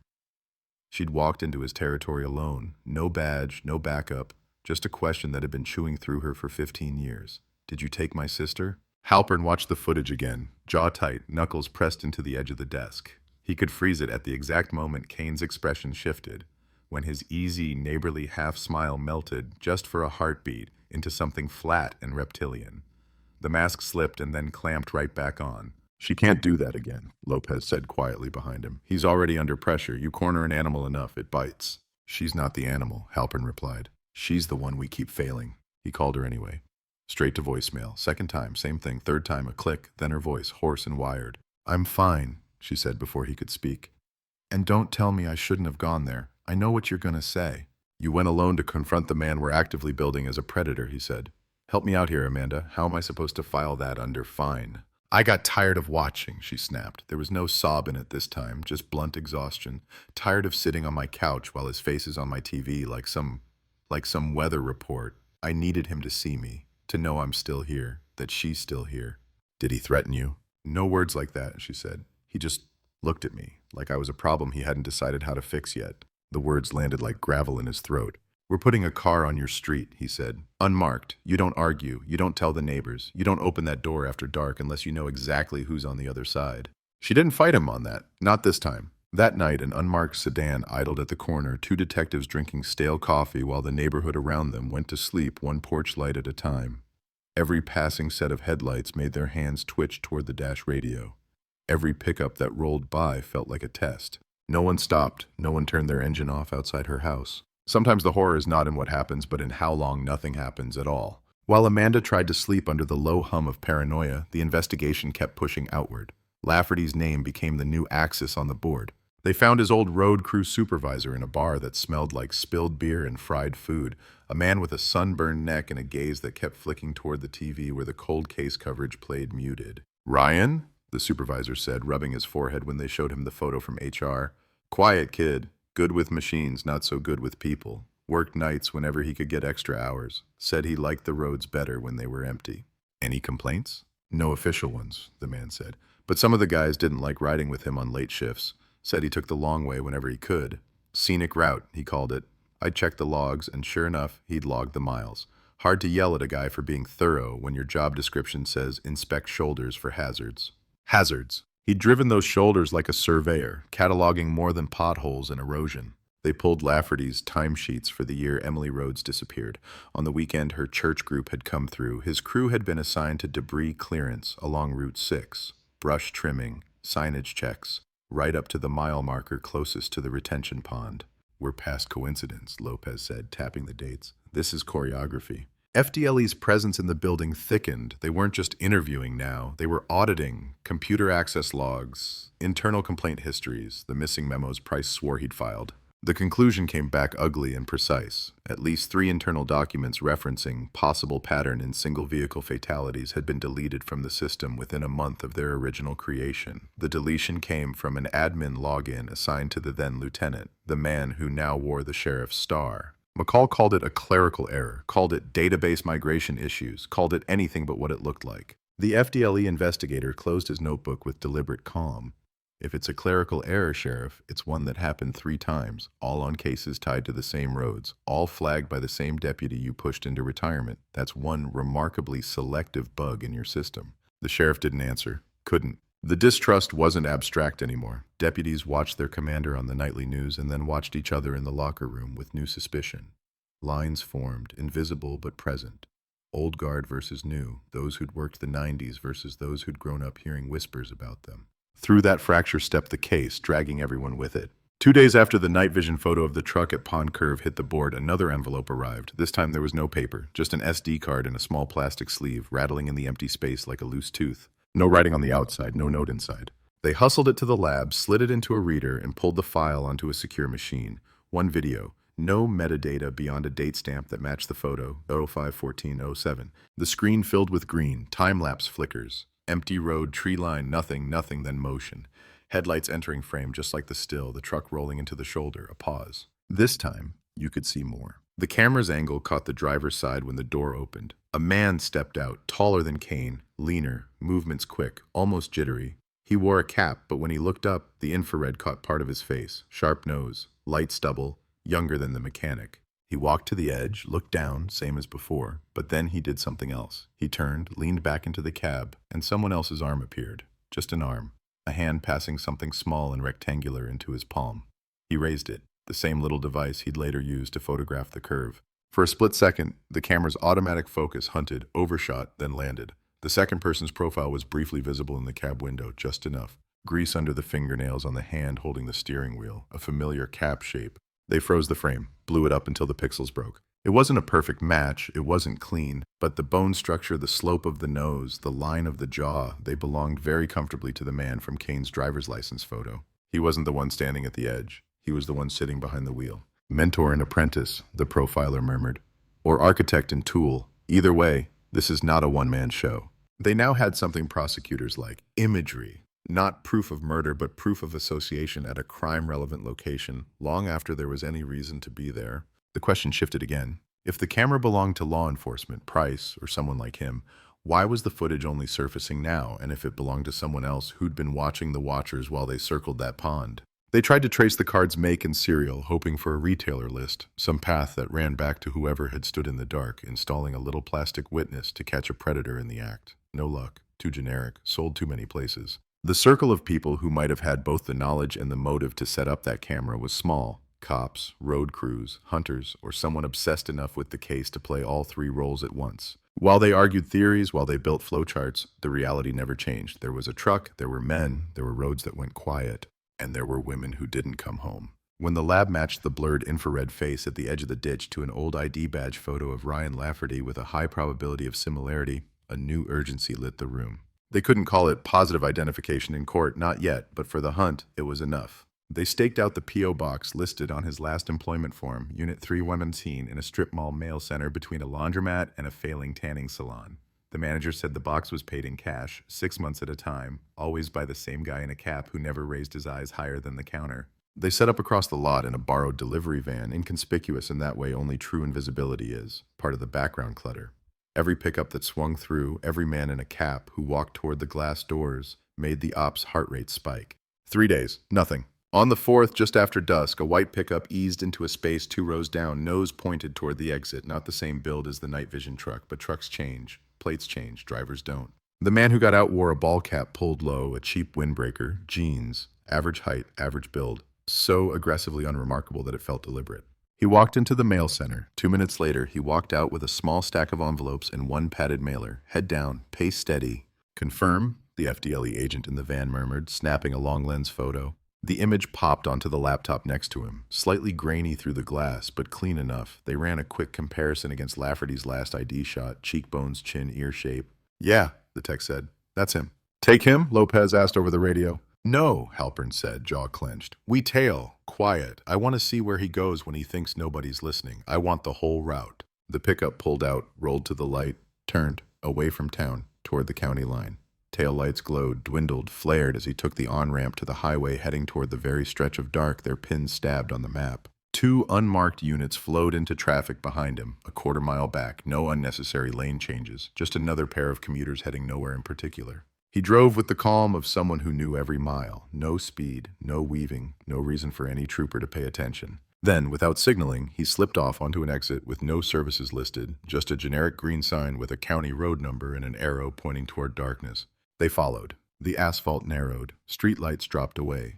The sky grew bigger, stars pressing down, the world reduced to what fit inside twin beams of light on the pavement. Up ahead, his brake lights flared, then dimmed. He pulled onto the shoulder near a dip where the land fell away into a long black shape of water. Not the pond, a canal this time, another quiet line cutting through swamp and scrub. "Hold distance," Halpern ordered. "Lights off, use NV only." They killed their headlights, rolling to a stop behind a screen of trees. Night vision monoculars came up, green washed over their view. Lafferty, if that's who it was, got out, walking the shoulder, scanning the curve with the lazy familiarity of someone checking on property. He didn't take pictures, didn't pull equipment, just looked at the guardrail, at the worn-down tire tracks that still scarred the grass where other cars had once gone wrong. Then he did something that made every muscle in Halpern's body lock. He walked to the edge, crouched, and ran his fingers over the dirt as if feeling for something. His lips moved, no audio, but the shape of the motion was clear, counting. Steps, distance, rhythm. He stood, looked up the road, imagining maybe how long a car would take to reach this spot from the last visible cross street, how fast, how sleepy. Then he turned and looked straight toward the stand of trees where the unmarked car waited. The night vision washed out detail, but the posture was unmistakable. He was staring right at them. Like he'd known the whole time, like this was part of his route now. Check the road, check the watchers. "Don't move," Lopez breathed, hand hovering near his sidearm. Lafferty's head tipped slightly, as if acknowledging a presence he couldn't see but could feel. Then, without hurry, he walked back to his truck, climbed in, and pulled away, heading not back toward town but deeper into the network of county roads that spidered away from the canal. "Did we just spook him?" one of the FDLE agents muttered. "No," the profiler said later, when they debriefed under harsh fluorescent light. "You just confirmed what the letter told you. He doesn't hunt where you can see him, and now he knows you're at least trying."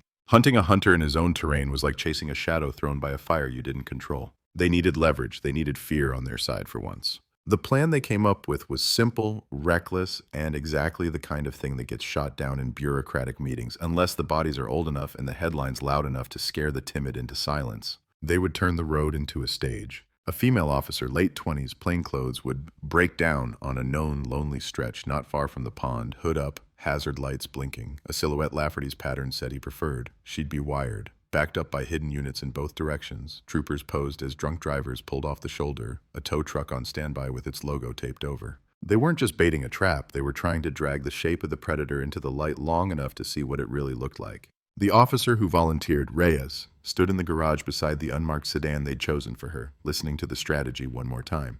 "You'll be on County 14, Halpern said. The irony wasn't lost on anyone. "Half-mile from the old Whitmore site. You lose signal, we roll in. Someone slows down and sets off your gut. You say the word, we end it. No heroics. We're not trying for a movie moment. We're trying not to add your photo to that wall." She nodded once, calm, professional, a flicker of steel in her eyes. "Somebody's daughter has to stand there," she said. "Might as well be one who knows they're coming." Hours later, under a moon that hung low and white like a watchful eye, her car sat on the shoulder, hood up, hazard lights ticking an orange heartbeat against the dark. Reyes leaned against the fender, phone to her ear, murmuring into the deadline to give her hands something to do. The mic tucked under her collar caught her breathing, steady but a shade too fast. Units lay low in the brush, up ahead and behind, engines off, radios on a whisper. Thermal scopes watched the road.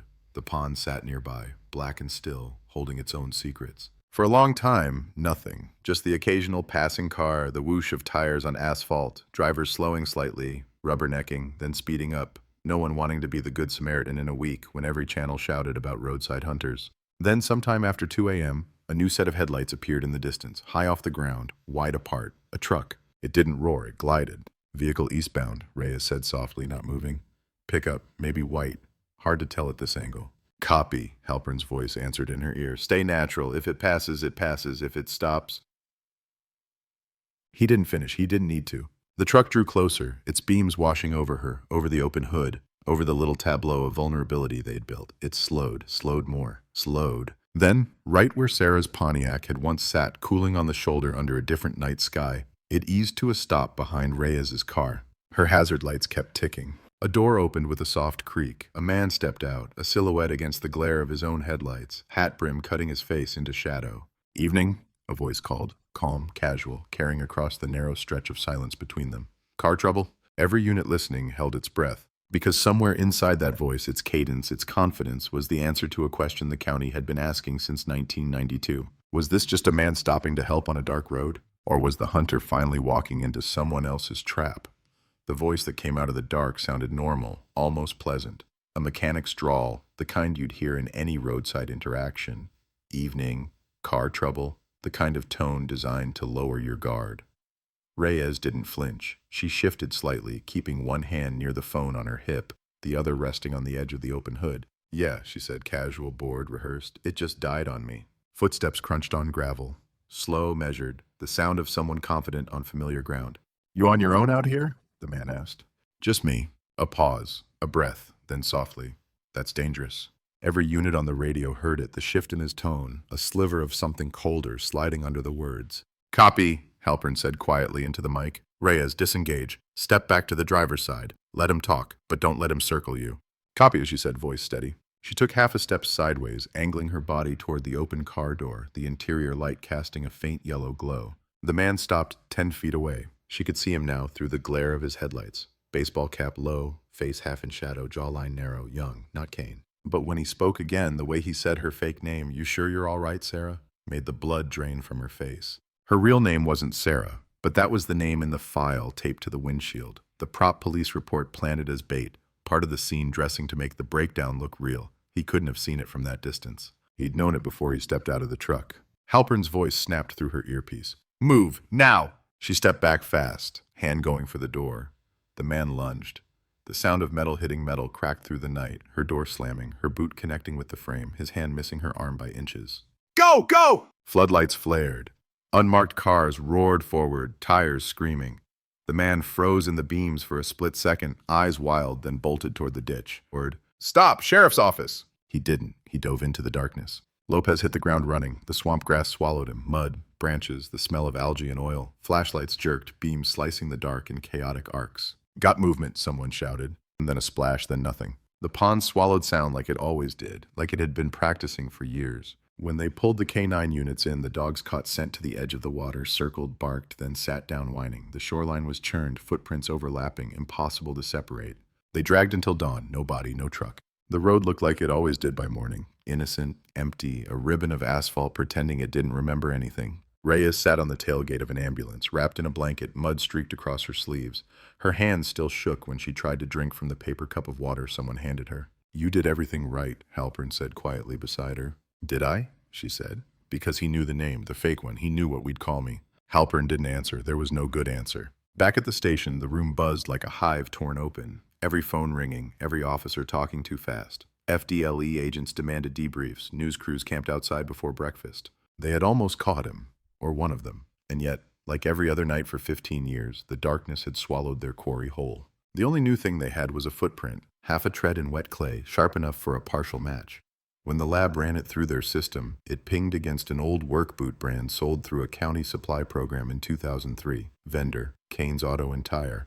The tread pattern was identical to the boots issued to road maintenance crews that year. Ryan Lafferty's signature was on the invoice. Kane's name was on the payment. Halpern stared at the copy of that invoice like it might start to bleed. It was right there, the paper trail, the connection written in ink 15 years before any of them had been smart enough to see it. "You realize what this means?" Lopez said. "Yeah," Halpern said. "It means they built a business on bodies." Kane supplied the parts, the tools, the access. Lafferty handled the roads, the timing, the cleanup, two halves of a machine no one had been willing to admit existed. The sheriff held another press conference that afternoon. The cameras caught sweat on his forehead, a hand trembling as he adjusted the mic. He denied coordination, denied any department connection, promised cooperation. Behind him, Price watched from the back of the crowd, face like stone. When the conference ended, he walked up to Halpern, handed him a folded piece of paper and said, "You'll want to see this."